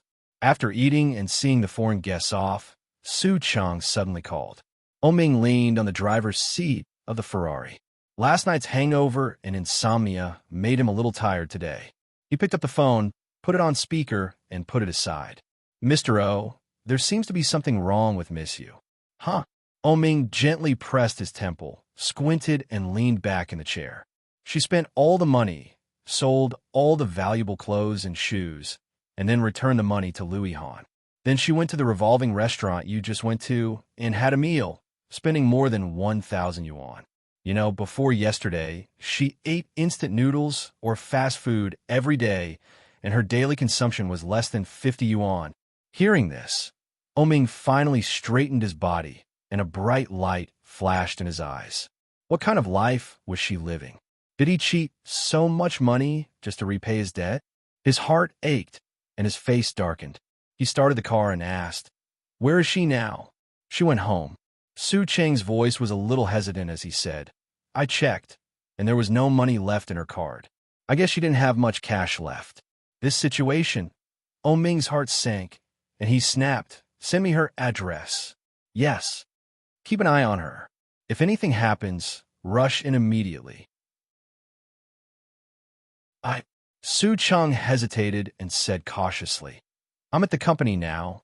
Because she went home, I didn't follow her, but the more I thought about it, the more I felt something was wrong. F***CK. Ming couldn't help but swear. His eyes were red with anger. "Are you King Brainless?" Chapter 820. He dialed Eulily's number and watched her drive the black Ferrari on a rampage. Eulily saw the number and felt like she was dreaming. Sliding the screen of the mobile phone, Eulily picked it up. "Where are you?" Ming's voice was cold and deep, and there was a hint of panic in it. However, Eulily had no time to analyze the emotions in it. She put her hand down, chuckled, and asked, "It's none of your business." Her voice was weak, and then she hung up the phone. After hanging up, she was inexplicably happy. She actually threw her face at Ming before she died. Just like before, it was so cool. Eulily buried her head with a smile, and her tears seeped into the sofa. Ming heard the voice, and his heart sank. When he dialed again, no one answered the phone. He quickly drove to the address given by Su Cheng and ran up 3 steps at a time. 403,403. Seeing the house number, Ming looked around and found that there was even no doorbell. The door was a thick stainless steel security door. Ming slammed his palm and shouted, "Eulily, open the door." The sound of the palm slamming the door came in, and Yu Lily vaguely seemed to hear Oh Ming's voice. Her head was getting heavier and heavier, and her head was getting muddled. When Yu Lily heard this voice, she smiled sadly. Hallucination. Committing suicide with gas is really happy. Even the auditory hallucination can make me hear the voice I want to hear the most. That's great. Lying on the sofa, Yu Lily slowly closed her eyes. Oh Ming slammed the door hard, but there was no response for a long time. Oh Ming was more and more scared, and he slammed the door like crazy. But that door wasn't something that could be opened just by ramming. His heart was getting more and more panicked. It was like something was passing away quickly, and his heart was terribly empty. Even when he saw her covered in blood under him, Oh Ming had not been so afraid. The door of 402 next door suddenly opened, and a middle-aged woman looked over and said, "What are you doing?" Her tone was bad. When Oh Ming saw her, his eyes lit up, and he hurriedly said, "Do you know the landlord here? Is the person living here Yu Lily?" The middle-aged woman was stunned and said, "I am the landlord." "Who are you? Why are you looking for you?" "I'm her man." Oh Ming almost roared. He pointed at the door and said, "Open the door. Something might have happened to her." The middle-aged woman looked at him strangely and picked up her cell phone to dial Yu Lily's number. Yu Lily's cell phone rang above her head. She could hear it, but she had no strength. He took a glance and saw that it was the landlord's wife. Yu Lily slapped the phone away, and it fell to the ground. The soundproofing here was very good, and the ringing of his cell phone could not pass through the door. Oh Ming was going crazy. With red eyes, he roared, "Open the door. If something happens to her, don't even think about having it easy." The landlady was shocked. She looked at his suspicious face and shoved him angrily. Then she closed the door and locked it. She said to the inside, "Xiao Xue, go next door and see if Yu is there." "Oh." A woman's voice came from inside. Oh Ming waited for little Snow to come out, but after a long time, no one came out. Oh Ming couldn't wait any longer. He went to room 403 and banged on the door. He shouted, "You open the door." Chapter 821. The cell phone on the ground was still ringing, like a hypnotic music, drawing Yu Lily's consciousness little by little, and it was difficult for her to open her eyes. "Yu Lily, you." Oh Ming roared with red eyes, but it didn't work, so he turned around and knocked on the door of room 402. "Open the door. Yu Lily is alone inside. Something bad will happen." "My woman is inside. Open the door." However, the landlady did not pay attention to him anymore. Looking at him behind the door, it was like looking at a madman. Oh Ming was a little frustrated, and for a while, he felt at a loss. What to do? What to do? Yu Lily had a habit. That was, she must have cash with her or a little deposit in her card. It didn't matter how much the deposit was, as long as she had it. But today, she had taken out all of her savings. Not a single cent was left. Moreover, she didn't usually take selfies at all, and she didn't like to post it on WeChat moments. But today she posted a picture of smiling happily, which was too abnormal. Yu Lily was alone in there. She was acting so abnormally. She must be preparing for something bad. Oh Ming didn't dare to think, and he didn't want to think what Yu Lily was doing inside. Snowy climbed over the railing, and the cell phone inside was ringing, and the clear and melodious ringtone came out, the most classic Apple ringtone. And just on the edge of the sofa facing the French window, a bare foot was exposed, white and tender, which made Snowy jealous. She patted the French window and shouted, "You." However, there was no answer. The French window door was locked, and the person inside did not respond at all. Snowy patted a few times outside, shouted a few times, and finally returned the way she came. "Mom, you seem to have fainted on the sofa, and the cell phone inside has been ringing, but I can't wake her up." Snowy's voice came out, and Oh Ming heard it clearly. Looking inside, Oh Ming's eyes were red, and he shouted, "Something must have happened. Open the door." The landlady also knew that things might be unusual, so she quickly took the key and went out. There was a large bunch of keys, and the landlady checked the label number one by one, squinting her eyes and slightly tilting her head. Oh Ming couldn't stand it anymore, so he grabbed the big bunch of keys, looked through it, and soon found the key to room 403. However, when he opened it, he found that there was another wooden door inside. Oming almost went crazy.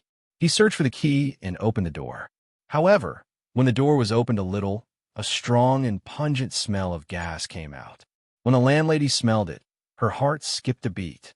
She quickly stepped back and looked inside in disbelief. As for Oming, he took a big step and ran like a madman. At a glance, he saw Lily sitting on the sofa. Lily's face turned red. Her lips, face, and skin all had an unusual shade of red. With a big stride forward, Oming's legs almost turned to jelly. His eyes stung, and his vision blurred.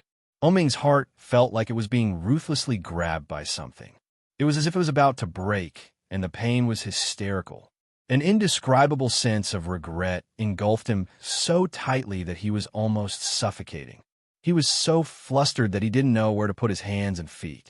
With great difficulty, Oming picked her up and rushed out of the door. His breathing became more urgent as he carried her down to the 4th floor. He placed her in the car, and the Ferrari went on a rampage without any sense of reason, speeding straight ahead. You're not allowed to die. Dash. Chapter 822. Lily had a dream. In the dream, she went back to the day when the doctor announced that she was pregnant. Because of taking contraceptive pills for a long time, your body may have antibodies to contraceptive pills, or you did not take other safety measures, which led to pregnancy. But according to the situation you described, I do not recommend you to have this child. Contraceptive pills have a great impact on the fetus. Now you can't see any problems, but it is difficult to guarantee that after you are born, the fetus will be deformed or have some other problems. Lily touched her belly, looked down at the doctor in front of her, and asked, for example, mental retardation and cerebral palsy? The doctor nodded sympathetically. Pregnancy still needs to be prepared. This situation is too sudden, and it is not a good time for adults and children. While the fetus is still young, abort the child, and don't take contraceptive pills in the future. It is very bad for your health. Coming out of the hospital, Lily's mind was in a mess. She was pregnant. However, the child was likely to be deformed. What should I do? Should I tell Oming? No way. If I tell Oming, you will definitely blame me. Blame me for taking contraceptive pills. Blame me for not protecting myself. However, he had taken protective measures every time. Why did she suddenly get pregnant? Lily drove back to the villa, but before she went in, she heard Oming on the phone. Oming's back was to the door, and Lily subconsciously walked lightly, so the man inside did not notice her return. Listening to his tone, Oming seemed to be a little impatient and said to the phone, "Mom, my career is not stable yet. When the time is ripe, I will be engaged to Miss Shin." Engaged? Lily stood at the door, as if she had been struck by lightning. Oming is getting engaged? Oming is getting engaged. Didn't he say that he wanted to marry me? He also secretly ordered a ring and secretly prepared a wedding dress. Could it be that all of this was fake? Could it be that these were all prepared for the so-called engagement partner, and not for me? What am I, a mistress? Or a bed partner? Lily stood in the same place, looking at Oming's tall back, and her mind was blank. Oming hung up the phone and was about to turn around. Lily quickly took a step back and quietly avoided his sight. She was confused. Lily sneaked into his study and sat down in front of the desk. The design drafts and sample drawings were all there. It was beautiful. Every detail was delicately and carefully drawn. Originally, she thought that Oming had prepared these things for her. But from the looks of it now, she was thinking too much. Lily's heart was filled with indescribable disappointment. She reached out and touched her heart, and an indescribable bitterness surged. He was so sad. So, it was just her own wishful thinking. Forget it. She was just a kept woman, wasn't she? Why did he have to be sad? Why did he have to be unhappy? From the moment she decided to give herself to him, she was destined to lose many things. No love, no freedom, no self-respect, no identity. Everything was self-inflicted. He didn't force her. She did it willingly, didn't she? But why did her heart hurt so much now? Was it just because he was the father of the child? Chapter 823. It didn't take long for Ming to go out. He didn't come back for several days. Just like before, he didn't greet her, nor did he say anything to her. He just disappeared. Lily was in the villa, and her mood was in a mess every day. Every day, she wondered where he had gone. Did he fall asleep in the arms of another woman? Was he indulging in debauchery in a place that she didn't know? However, what did it have to do with her? These things were not something that she could control, were they? He must have a lot of girlfriends outside. This time, I'm afraid he wants to get engaged. But that person would not be me. He would marry another woman and keep a mistress at the same time. And I was the canary that he kept. Her wings were broken and she was locked in a cage, suffering the scolding around her. But at this time, she was pregnant with a child that was doomed to be born. The more she thought about it, the more uncomfortable she felt. On the fourth day, Lily went to a private clinic to get an abortion pill. After taking the first pill, there was a clear pain in her abdomen. Curling up on the bed, Lily looked pale. Looking at herself in the dressing mirror not far away, she was sweating all over. However, at this time, Lily felt that she was humble and incompetent. Not only could she not get the person she liked, but she could not keep the father of the child. Now she could not even keep her own child. Lily was swept by despair. She gently closed her eyes, and a drop of tears slipped quietly. On the second day after she took the pill, Ming suddenly came back. At that time, Lily had just taken a bath, and Ming came back from outside. Seeing her in a bathrobe and her hair was half wet, he went up and hugged her from behind. The fragrance of a shower gel came from her body into Ming's nose. Ming stretched his head out and leaned over to gently kiss her cheek and her lips. Lily avoided him with some disgust. Finally, she couldn't help saying what she had been thinking for a long time. "Oh, let's break up." Ming clung to her and kept kissing her. He turned her over, stroked her waist with his big hands, and slowly moved his hands to stir up the fire. Aware of Ming's presumptuous actions, Lily felt even more uncomfortable. In the end, he only had a physical need for her. Lily avoided his movement, and there was disgust in her eyes. She pushed him away. "I'm serious, Ming." Ming paused and looked into her eyes. Lily's beautiful big eyes were looking at her, and her eyes were full of seriousness. Ming looked at her for a long time and said, "I won't allow it." He held her firmly in his arms and whispered in her ear, "Give it up." Lily pushed him away with both hands and said seriously, "I don't want to be with you, Ming. I'm serious. Let me go. I can't stand it anymore." "Let you go?" Ming sneered and lifted her chin with his big hand. Are you mistaken? It's not that I don't want to let you go, but you can't leave me at all. Do you think you can still live so comfortably without me?" Lily's heart ached. She stared at him with her eyes wide open and retorted, "Who do you think you are? No one can survive without them. Ming, you are too full of yourself." Chapter 824. As he spoke, he had pushed her down on the bed and whispered, "If you leave me, do you think you will still have those famous brands? Do you think it is so easy to earn money in this world? Don't be too naive, Ming. I know you too well." Anger rushed up to his chest and surged out. Lily couldn't help but blush as she slapped him hard in the face. Ming was beaten until he closed his eyes, but his face suddenly became gloomy. It didn't hurt, but for a person like Ming, this slap was tantamount to great humiliation. Ming angrily grabbed her hand and growled with a sullen face. "Am I wrong? You, a woman, are vain, love-face, and think that you have self-esteem, but in fact you feel so inferior that you can only use famous brands to cover up your lack of confidence." Every word that Ming said hit Lily's sore spot. Lily's face became pale inch by inch. Ming saw the change of her expression, and there was a flash of coldness in his eyes. He continued to say, "People like you can do anything for money. Do you dare to say that when you were with me, it was not because I treated you well, and it was not because I gave you money so that you didn't have to worry about food and clothing?" Lily's breathing became more and more rapid. She looked at him and loudly refuted, "No. Lily, who are you kidding? You obviously thought that I was 7 years older than you. You don't know that you have the habit of talking in your sleep, do you? Why, after leaving me, did you go to find that Lu guy? Ming clamped her chin, and his eyes were full of sarcasm. You can only sell for such a high price with me.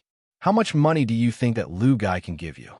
Only I, Ming, can satisfy you, whether it's financially or physically. As he said that, he tore her bathrobe with his big hand, put his knee on her lower abdomen, and whispered, "Calm down, you Lily. What did I not treat you well? Isn't it good to stay with me? Why do you have to make me angry? You were not so disobedient before." Ming squinted and looked at you Lily in front of him.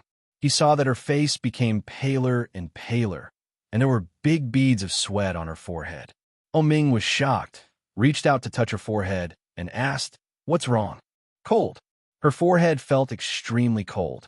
Ming was shocked, but he found that the smile on her face was getting wider and wider. On her pale face, it looked strange and cruel. Yu Lily laughed loudly. Her laughter was sick, weak, and pale. He lowered his head and looked down. Ming followed her gaze and looked down. At a glance, he saw a shocking patch of blood red. His heart skipped a beat, and he almost fell off the bed. Blood. So much blood. Looking at the blood, Ming widened his eyes in disbelief. "Ming, do you know? I'm pregnant." Ming stood rooted to the ground, looking at the large pool of blood below her, not knowing what to do. "Your child has been squashed to death by you. Are you happy?" Looking at Ming's expression, Yu Lily suddenly felt a sense of revenge. But at the same time, there was also an indescribable sorrow. This was also her child, her first child.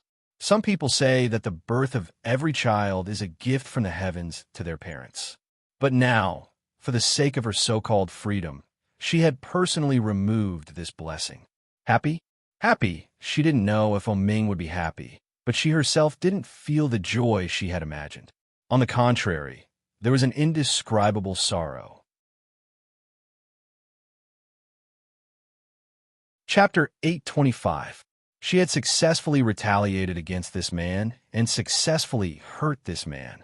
Yu Lily wanted to laugh, but she couldn't laugh anymore. The pain was like falling, as if something was passing away quickly. Under such severe pain, Yu Lily lost consciousness. When she woke up, she was in surgery. The doctor said there were 2 pregnancy sacs. They were the twins that Ming had always wanted. Hearing the doctor's words, Yu Lily's heart was sad, and she couldn't help crying on the operating table.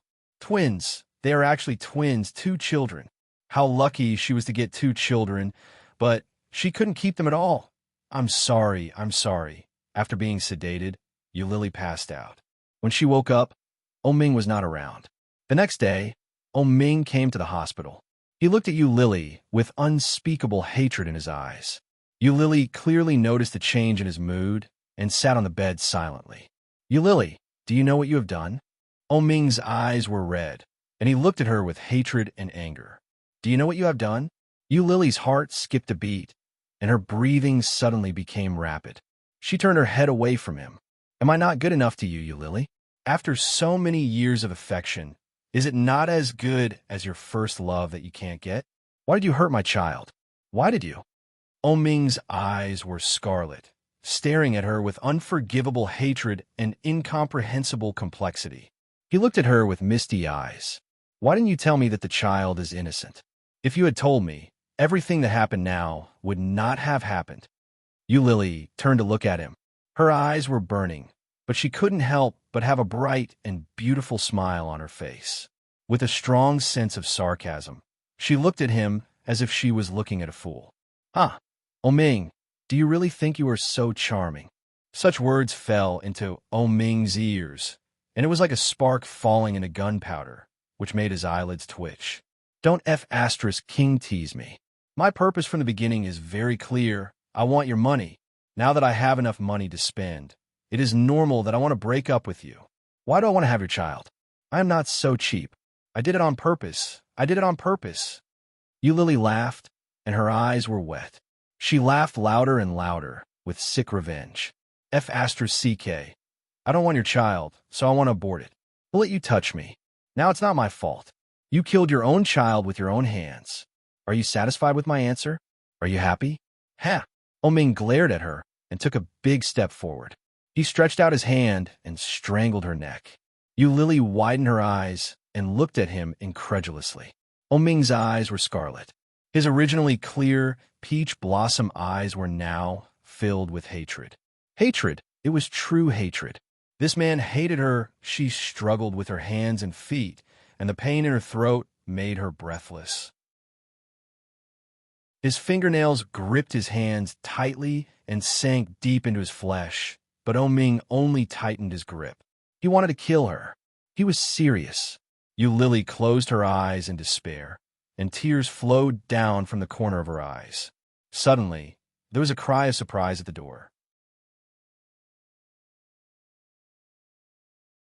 Chapter 826. Lily's head was buzzing. After her neck was released, she coughed violently. The pain in her throat went straight to her heart and made her tears flow. Fresh air came in. Lily's eyes were red, and she stared at him, covering her neck. Oming was held down by several doctors at the moment, staring at her with scarlet eyes. Lily's face showed a retaliatory smile, and she whispered cruelly, "Oming, you will regret it. You will regret it, and I will never forgive you again. No matter how you beg me, I will never forgive you again. Lily, swear here." However, Oming seemed to hear a joke and sneered. "Regret? The only thing I regret is having sex with a woman like you." The sharp words, like a sharp sword, went straight through her heart, mercilessly. Lily's face became more and more pale. Oming looked at her with hatred and sadness. "Because of you, I kill my brother. Unless my second brother comes back to life, otherwise I will have nothing to do with you in this life. Get out. Don't appear in Kingstown in the future, or I will find someone to kill you. B*TCH. B*TCH. He called me B*TCH? Lily covered her neck, and tears flowed down. However, she soon caught another point in this sentence. Unless my second brother comes back to life. Lily couldn't believe it and asked, "Li Siqing is dead?" Oming felt more like a fool, madly trying to push away the doctors who grabbed his hands, but it was in vain. He simply stopped struggling and looked at Lily with cold eyes. "He is dead, because of me and because of you. The two children in my second wife's belly, a boy and a girl. Because of you, the twins lost their father before they were born. How can you be so vicious? How can you?" Because of her, the two children became posthumous children. Lily's heart, during that time, was quiet and dark. After staying in the hospital for a few days, Lily bought a ticket to Dali. Before leaving, she went to the old house of the Li family to see Su Qianxi. Su Qianxi was much stronger than she had imagined. Although her eyes were swollen like peaches, she was still holding on. Lily hugged her and apologized, but in the end, she cried with her. She did not tell Su Qianxi about her miscarriage. After saying goodbye, Lily took her luggage and went to the airport alone. A little girl was sitting in the departure lounge, holding a small MP3 player and playing music in a low voice. What else could I have done? In the end, you end up as a lover. You never think, why am I doing this? Love you till the end, not painful at all. The message is arguing. Who loved once, I only have one face left, no look of regret. You can't be at my wedding. After listening to your love song, I got in the car. Loving you was worth it. One night, I had a dream. You are white-haired and say take me to wander. I still won't hesitate. I'll follow you to heaven. No matter what, I can stay with you till dawn. Sitting in the waiting room, Lily's throat was sore. She raised her head, closed her eyes, and slightly opened her mouth to let the air in. Her heart and eyelids were terribly sore. Get out. Don't appear in Kingstown in the future, or I will find someone to kill you. Bitch. Goodbye, Oming. Chapter 827. Beep, beep, beep. The sound of the heartbeat machine came steadily. Lily opened her eyes and saw a man in a white coat and a mask. After seeing her wake up and giving her a series of tests, Lily's mind was still muddy. She is in the hospital, not dead yet. Sure enough, the lower the life, the harder it is to die. Lily closed her eyes and fell asleep again. When she woke up again, it was dark. She tried to sit up, but she had no strength. Sitting up, Lily found that the light in the ward was not turned on, and it should be evening. It was gray. The single bed, the good equipment, and the unusual bed all let her know that this was at least an intensive care unit. This kind of ward cost at least a few thousand yuan a day. Lily was shocked and climbed down. After pulling out the needle in her hand, she pressed the needle, found a pair of shoes, opened the door quietly, and went out. Looking at it, it was really an intensive care unit. Because it was a VIP special zone, there are not many people coming and going here. Lily's heart was beating fast, and she quietly walked out, carefully looked around, found a safe passage, and tiptoed in. "Miss!" A woman's voice suddenly rang out. Lily's heart skipped a beat as she quickly ran down the stairs. Lily didn't know how long she had been lying in bed, but she had no strength. Her legs were soft, and she directly knelt down, and the whole body tilted and rolled down the stairs. "Ah!" Lily screamed, lying on the ground in pain, and tears came out. A nurse ran in, saw her lying on the ground, and was shocked and quickly ran down. But when Lily saw it, she was also shocked and hurriedly crawled down. The nurse saw it and was even more shocked and shouted, "Oh, why are you running? Stop! Only a fool will stop." Lily stood up, held the handrail, and ran down. But she was really weak and was caught up by the nurse in a few steps. The nurse panted and blocked her way. She was a little unhappy and scolded. "Why are you running? No one wants to kill you. Go back." Lily's tone was a little fierce. She curled her hands around the handrail of the stairs and looked aggrieved. Unwilling to let go, she said, "Sister nurse, please let me go. You're right. I will be killed if I stay here any longer." Because she didn't have the money to pay for the medical fees. It would be better to just be killed directly. Lily held onto the handrail, looked at the nurse, and said pitifully, "Let me go, okay? Just pretend that you never saw me. You go up now and I'll go down now. Just pretend that we never met, okay? Must you force me to do this?" The nurse suddenly felt a little funny and looked at her, shaking her head speechlessly. The nurse ignored her and picked up her phone to call the higher-ups. Lily took the opportunity to climb down, but the nurse's hand quickly caught her. "Hello, come down to the 3rd floor of the VIP room to help. There's a patient who just woke up and tried to escape. I just happened to catch him." Yes, he's in room V8. "Oh, then bring his family here. I'm afraid it'll be a little troublesome." "Family?" Lily looked up and shouted, "I don't have family. They are definitely not my family." But as soon as she finished speaking, she heard the sound of leather shoes coming from above. Lily's heart skipped a beat, and she looked up with an ominous feeling. Dash. Chapter 828. Sure enough, after a while, they saw a doctor in a large white coat leading a tall and straight figure walking down the stairs. The figure behind the doctor was wearing a dark-colored striped suit. He stood upright with one hand in his pocket and looked down from the stairwell above.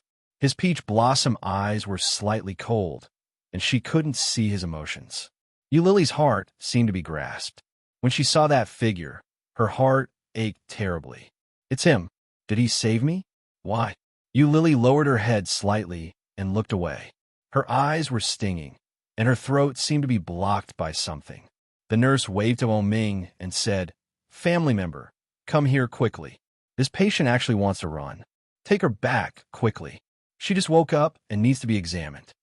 Ming walked down slowly, looked at Lily, and asked slowly, "Why run?" A familiar voice, but not a familiar tone. His tone was no longer as evil as it was in the past, nor was it as doting as it was in the past. It was as if there was a thin layer of frost, distant and indifferent. Lily's throat tightened, and she swallowed a mouthful of saliva. After a while, she said, "I don't have money to pay for the medical expenses." It was a simple sentence, but it was like a heavy hammer that hit Ming's heart. In an instant, his heart clearly felt sore and swollen. Ming's eyes narrowed slightly, and with a cold face, he took her wrist and stepped up without saying anything. He pulled her, but she didn't move. Lily lowered her head with red eyes, and the other hand was tightly wrapped around the handrail. Go back, Ming said in a low voice, and his tone was indisputable. He pulled her again, but Lily just leaned forward, and then she tightly grasped the handrail, gritted her teeth, and said, I don't know when you became so nosy. Ming stopped and turned to look at her. Lily's throat was a little dry, and her voice was low and hoarse. In the stairwell, there was an empty echo. Ming, just like before, can't you pretend that you don't know me? Why do you have to do so much? Who asked you to save me? I don't want to live anymore. As she said that, her voice was choked, and her eyes were slightly red. She looked up at him with tears. Why don't you just let me die?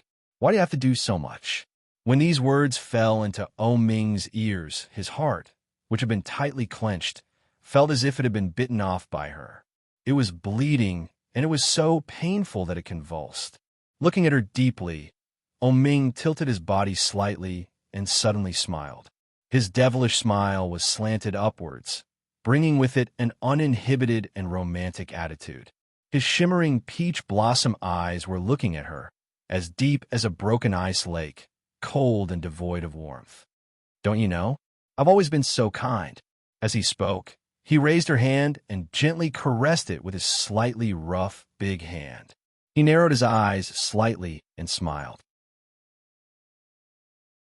Just like how I bought you from a bunch of young ladies back then. I saved you. Shouldn't you be grateful? Ladies bought. Those words stung Lily's heart even more. She pulled her hand back, and her eyes became redder. She tried to shake off his hand, but it was tightly held.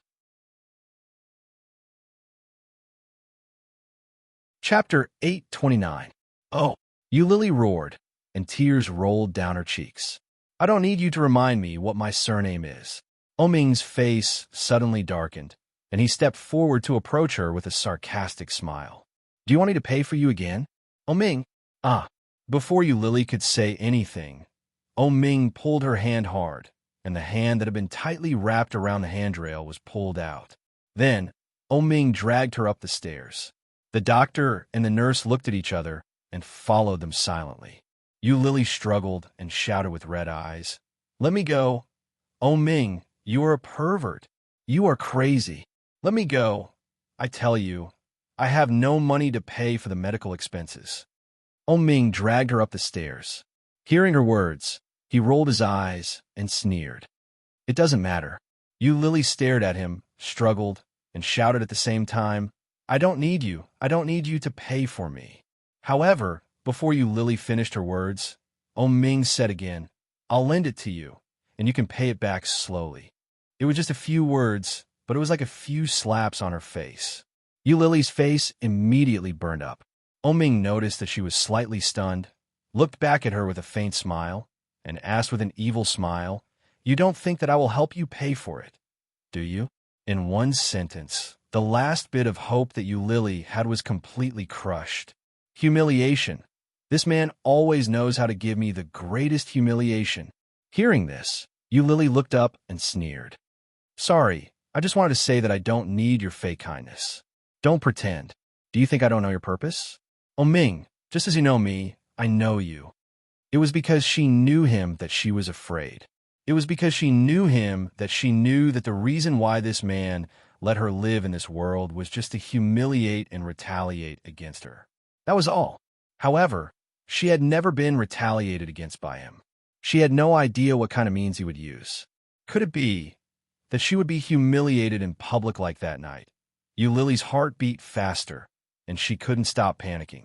Ming held her in his arms and clearly felt her fear and panic. Feeling suffocated, Ming's eyes became deeper. He sneered and looked away. That's good. I thought you would be so narcissistic. It seems that I underestimated you. As he spoke, he had already entered the ward. He forcefully threw her onto the bed, not showing any mercy at all. Lily had just rolled down the stairs, and her body was already hurting badly. Now that she was thrown, her body was hurting everywhere. Examine her. Ming dusted off his hands and the part of his body that Lily had just touched. It was as if he was dusting off something dirty. When Lily saw his action, she felt even more humiliated. Gritting her teeth, Lily got off the bed and shouted, "I don't want to do it. I don't have money. Don't hold me back. I want to be discharged. I want to leave." Hold her down and do the examination. Remember to do the most expensive one. This is worthy of Miss Yu's noble identity, isn't it? Oming slowly sat down and crossed his legs. He looked at Lily calmly and smiled. It's also good to let your colleagues know that there is a difference between Miss Yu and Miss Yu. Lily looked at Oming and smiled. Dash. Chapter 830. The relationship between young Mrs. was different as well. Lily's heart was even more stuffy and painful. Her eyes were hot, and she turned her head with red eyes. She picked up the pillow next to her and threw it in Oming's direction. She roared, F***CKU, your whole family are Mrs. The doctors and nurses standing next to her were all looking down. It seemed that they already knew the relationship between them and couldn't help but secretly feel sorry. Oming reached out and grabbed the pillow. Hearing her rude scolding, he was in a good mood and said, "It seems that you are in good spirits. After lying for 3 days, your strength is still so good. You are in good health. I really look forward to your next performance." Lying for 3 days. Lily opened her eyes wide and felt a little unbelievable. No wonder she was so sore and had no strength. It turned out that she had been lying for 3 days. But after hearing Oming's words, Lily looked at him with a faint smile in her eyes, which seemed to be sarcasm and disgust. Oming just slightly touched her eyes, then looked away and looked at the doctors and nurses next to him. "Go for a checkup. I happen to be on an empty stomach. Can I do it?" The doctor nodded. "Yes, I'll go to prepare. You bring this miss here later." "Okay." The nurse responded and looked at Lily. Then she went to get a glass of water for Lily, handed it to her, and said, "Drink some water." Lily took it and only felt bitter in her mouth. She took a sip and put it aside, frowning. But as soon as the glass was put down, it was suddenly hit by a pillow that flew over. Lily screamed and felt dizzy. She lay on the bed and had no strength to get up. Oming just glanced at her, got up, and walked out of the ward. Lily was led to do a series of tests. In the last one, she was asked to hold her urine and have a urine test. Lily took a small cup to the bathroom, but when she came out, she looked around and found that there were no doctors or nurses walking around. So she secretly threw the small cup away and walked out with her head down. Lily didn't walk fast because she didn't have much strength. It could even be said that she was slow. Now she was on the second floor. Lily saw an elevator open and walked in with her head down. He followed the elevator to the first floor. There were a lot of people. Lily lowered her head and blended in with the crowd, following a middle-aged woman out of the gate. Seeing the bright street lights outside, Lily's heart suddenly beat faster. She looked left and right, and after confirming that no one was paying attention to her, she dragged her weak body and ran out. However, her running made her even weaker. She couldn't even run as fast as some children. The cool autumn wind blew in, making Lily shiver all over. But he was finally out. Stepping forward, Lily was shivering with cold. He walked out of the hospital. If he remembered correctly, there should be a river near the hospital. Lily's eyes were calm, and she followed her memory to the river. However, they walked for a very long time. 10 minutes, 20 minutes, maybe longer. It was about 6 or 7 o'clock in the evening, peak hour. There were many people coming and going.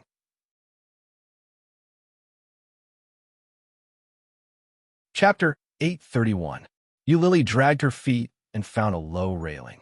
She sat down and leaned her head against the railing behind her. She was a little tired. She had no strength. Lily squinted at the people coming and going. She was so tired that she almost fell asleep. After sitting under the bridge for a long time, Lily stood up when there were fewer people around. Taking advantage of the fact that no one was paying attention, she struggled to lift her legs and try to climb up. But the strength in her body was even smaller and more meager than she had imagined. She raised her leg several times, but failed. Finally, she managed to climb up. Lily looked at the river below. Before she jumped down, she suddenly felt her collar being tightened. Lily's heart skipped a beat. She turned her head and saw a pair of dangerous eyes. Those peach blossom eyes that were originally shimmering with evil were now like two black gun muzzles, staring at her dangerously coldly. Eulily was shocked. She wanted to struggle, but before she could exert much strength, Ming grabbed her by the collar and pulled her down. "What are you doing? Are you crazy?" Eulily's voice was not as strong as when she was in the hospital. Her voice was very weak. Eulily gasped and tried to slap his hand away. Ming loosened her collar. Eulily couldn't support herself anymore and fell to the ground. She had no strength. Eulily looked at him, and her eyelids were fighting. Ming squatted down and grabbed her chin with his big hand. His eyes were malicious, and his face was gloomy. He squinted and gritted his teeth. "Do you want to die?" Eulily's chin was hurting. She stared at him with hatred and didn't speak. The look in his eyes was as if he had seen his most hated enemy. Ming's heart twitched, and he involuntarily tightened his hand. His lips curled up, and he said with a vengeful pleasure, "Do you think it's so easy? I haven't played enough. Do you think you have a right to die?" His voice was as light as a feather, but every word he said was like a poison that suddenly penetrated into the bone. Eulily looked at him, and her eyes quickly turned red.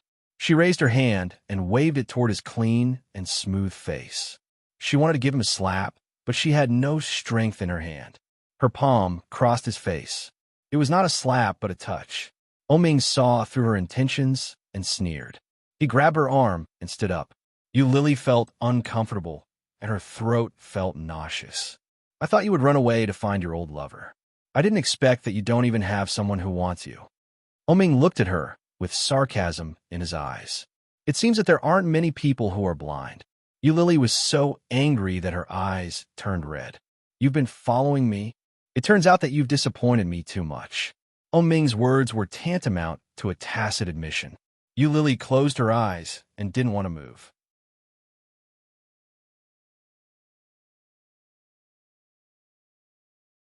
Chapter 832. After that, he gritted his teeth and strode back in the direction of the hospital. Eulily didn't hear what he was saying and fell asleep. When she woke up, it was already midnight. Heartbeat monitor and nutrient solution were standard. When she opened her eyes, it was dark around her. She saw a flash of light from the corner of her eyes. She looked sideways and found it was a laptop. It was the latest model of a famous luxury brand, a very expensive model. There was no doubt that it was Ming's. But why is he still here in the middle of the night? Before she could recover, the light in the ward was suddenly turned on. The sudden light made Eulily subconsciously tilt her head and close her eyes. It took a long time for her to adapt to the light, and she heard the sound of a paper bag. Turning her head, she saw a young man who looked ordinary but very clean and delicate.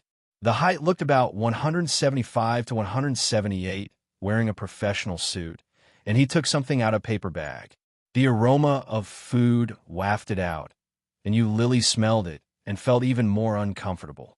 Su Cheng felt Eulily's gaze, so he opened the lunchbox and said, "Since you are awake, get up and eat something. Master O just went out. He's been guarding you for several days and hasn't had a good rest. You can let him go back and have a good sleep later, miss you." Eulily heard that and was slightly stunned.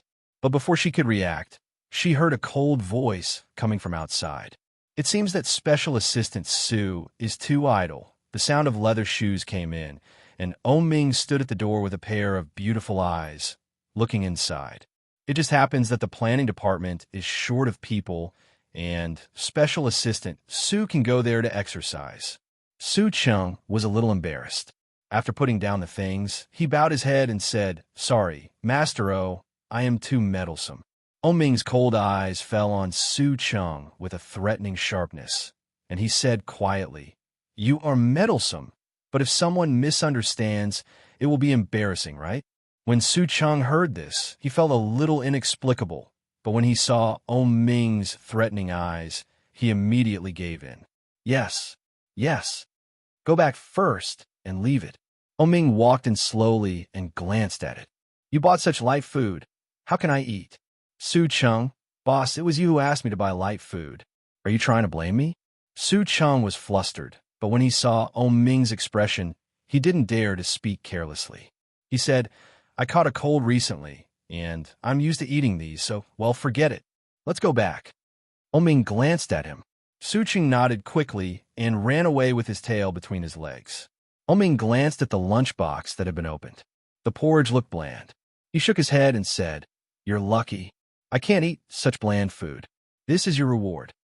Eulili looked at him and sneered. She pulled the quilt over her head and decided to ignore him. Hungry. I'm starving. He didn't have any strength left in his body, but she didn't want this kind of handout. Eulili closed her eyes, covered her head, and curled up. She pressed her legs against her stomach and tried to sleep. His eyes were tightly shut, but his stomach soon started to hurt. He was hungry. Chapter 833. Get out. Eulili lifted the quilt over her head again. Oming, are you a bitch? You hate me so much. Why are you still pretending here? It's disgusting. Oming's action of pulling her quilt paused. His internal organs seemed to be stirred by her words, and he felt pain everywhere. But soon, he chuckled and said, It seems that you still have a little self-awareness. Since you have this awareness, I am relieved. Eulili curled up in the quilt, and her heart was stuffy and painful, but she sneered, So, can you get out? Don't hurt my eyes here. Tut. Oming opened her quilt, grabbed her arm, forced her to sit up, and said, I am afraid that you will run away. It is not easy to make money these days. Your medical expenses are not cheap, and it is 70,000 or 80,000 yuan. Eulili struggled a few times and found that she couldn't get rid of him. She sat and sneered. Her big eyes looked a little sad, which made Oming's heart more stuffy. Eulili's tone was a little sour, and she said, Do you lack this money, Master O? Not at all. Oming grabbed her and folded the pillow next to her so that she could lean against it. Then he pressed his hands on her shoulders.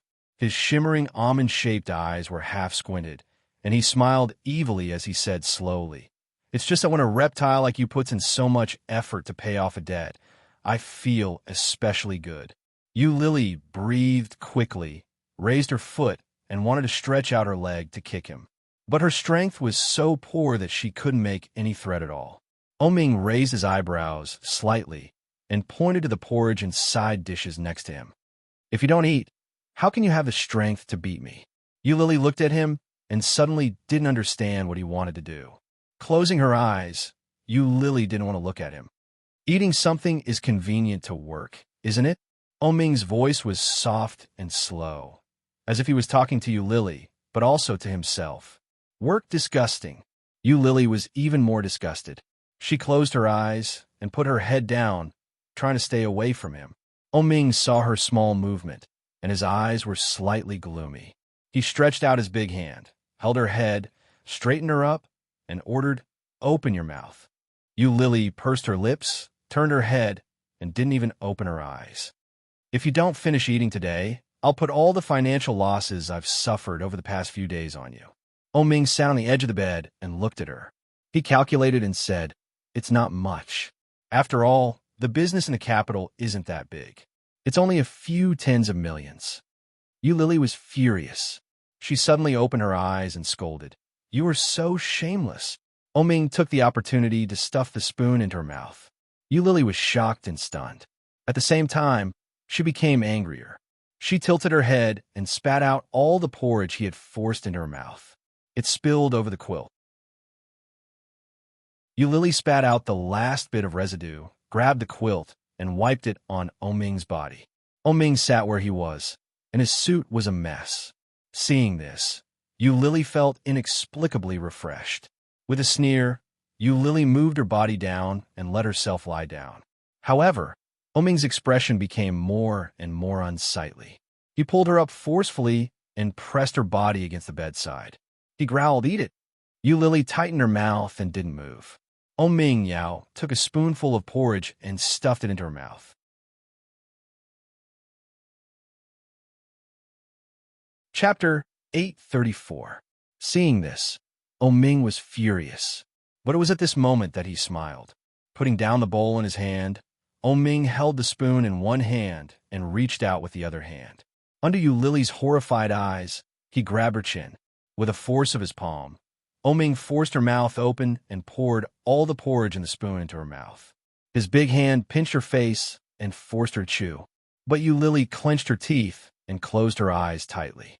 The burning pain from her cheeks made her tears come out. There was no part of her body that didn't hurt.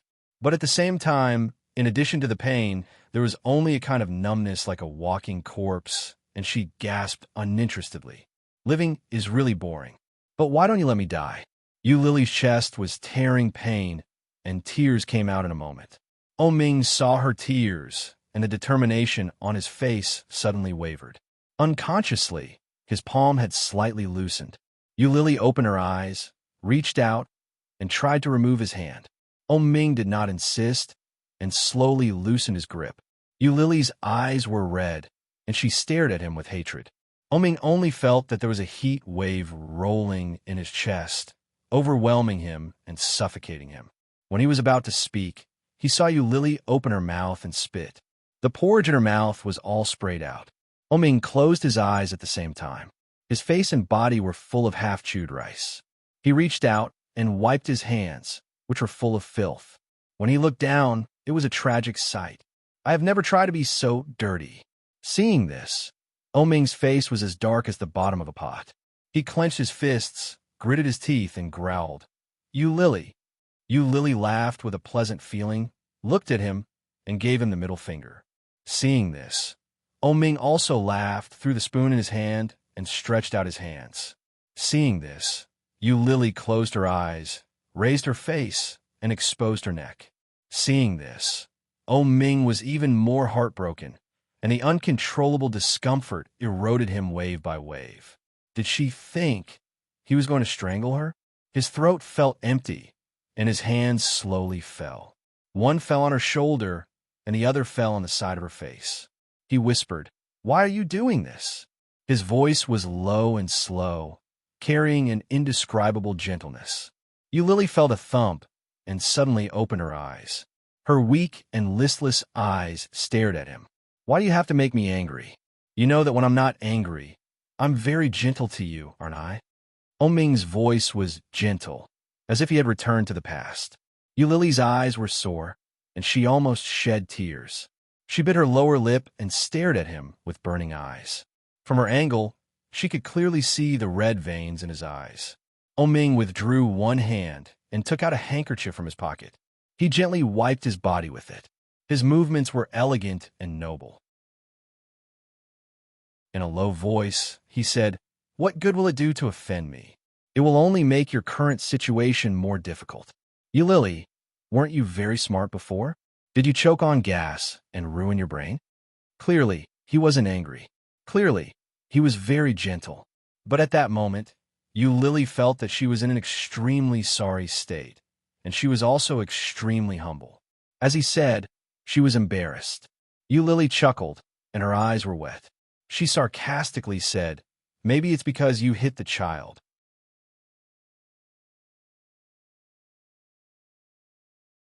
Chapter 835. The child had always been the longest and deepest thorn between them. From the moment the blood flowed all over the bed, it had been deeply piercing them. As long as it was touched, it would be a heart-wrenching pain. 2 children, his twins. The woman he loved so much had lost them. Oming's face became obscure, and the chill was like the ice and snow after the heavy snow in winter. It was bone-chilling. Eulili looked at his expression and smiled. She looked up at the head of the bed, and tears quietly flowed down. But in her mouth, there was such a strange and sick laughter. Just like 4 years ago, at the moment when the child was lost, her face was full of revenge joy. So cruel. Oming stood up from the bed and strode out. Eulili suddenly relaxed. She had no strength left in her body. She leaned on the bed and sobbed in a low voice. He left. He was angry with her. She thought that Oming would want to kill her and help her get rid of it. How good. Dying in his hands would be the happiest thing in the past 4 years. But he didn't. Eulili opened her eyes and glanced at the messy quilt. She gently opened it and got out of bed barefoot. The autumn night was very cool. Eulili shivered and walked out of the door. There were only a few lights on in the corridor, and there was no one. She walked out slowly, Lily pressed the elevator button and saw that the highest floor here was only the 13th floor. After pressing the button for the highest floor, Lily leaned against the elevator, feeling weak. Ding! The elevator arrived at the station. When the door opened, Lily saw a corridor. After walking for a long time, she saw the safe passage. If he went up, it would be the real top floor, right? The coldness eroded everywhere, and it was pervasive. Lily was shivering from the cold. She climbed upstairs and saw a locked iron door. She pulled the iron bolt, and a violent cold wind blew over. Lily was caught off guard and was hit by the great force of the wind, and she fell down the stairs. Bang! The iron door was blown by the wind and slammed into the wall behind. Lily fell down, and the back of her head hurt. His body, which was weak to begin with, twitched in pain at this moment, unable to get up. So painful, so painful. Lily's tears were blurred. Her whole body was sore and weak, and she was in so much pain that she did not dare move. Why was it so difficult to die? She failed to commit suicide by turning on the gas, and she was pulled down to commit suicide by jumping into the water. Now, she just wanted to jump off a building, but even the weather was against her. Could it be that she had committed so many sins that even the heavens were unwilling to let her die peacefully? Lily lay on the ground and rested for a long time before she had a little strength. Lily struggled to get up, but she couldn't stand anymore. She used both hands to climb up the stairs, dragging her body. The cold wind outside made her shiver. Suddenly, the sound of alarms rang out all around them. They were caught off guard. Lily was so scared that she shivered. Her legs went soft, and she slid down the stairs. Gritting her teeth, Lily climbed up. When she finally reached the stairs, she found that the top floor was full of hospital gowns and white coats. Walking up and stumbling to the edge of the top floor, Lily felt a rare sense of relaxation. Free! I'm going to be free, Lily. You're tuning into the Romance Rendezvous YouTube channel. We're so grateful for your support, and don't forget to subscribe to join us on this incredible journey through captivating stories. Your generosity through donations truly makes a world of difference, as it's the primary source of revenue that allows me to expand and enhance this channel for you. Thank you from the bottom of my heart for being a part of this adventure.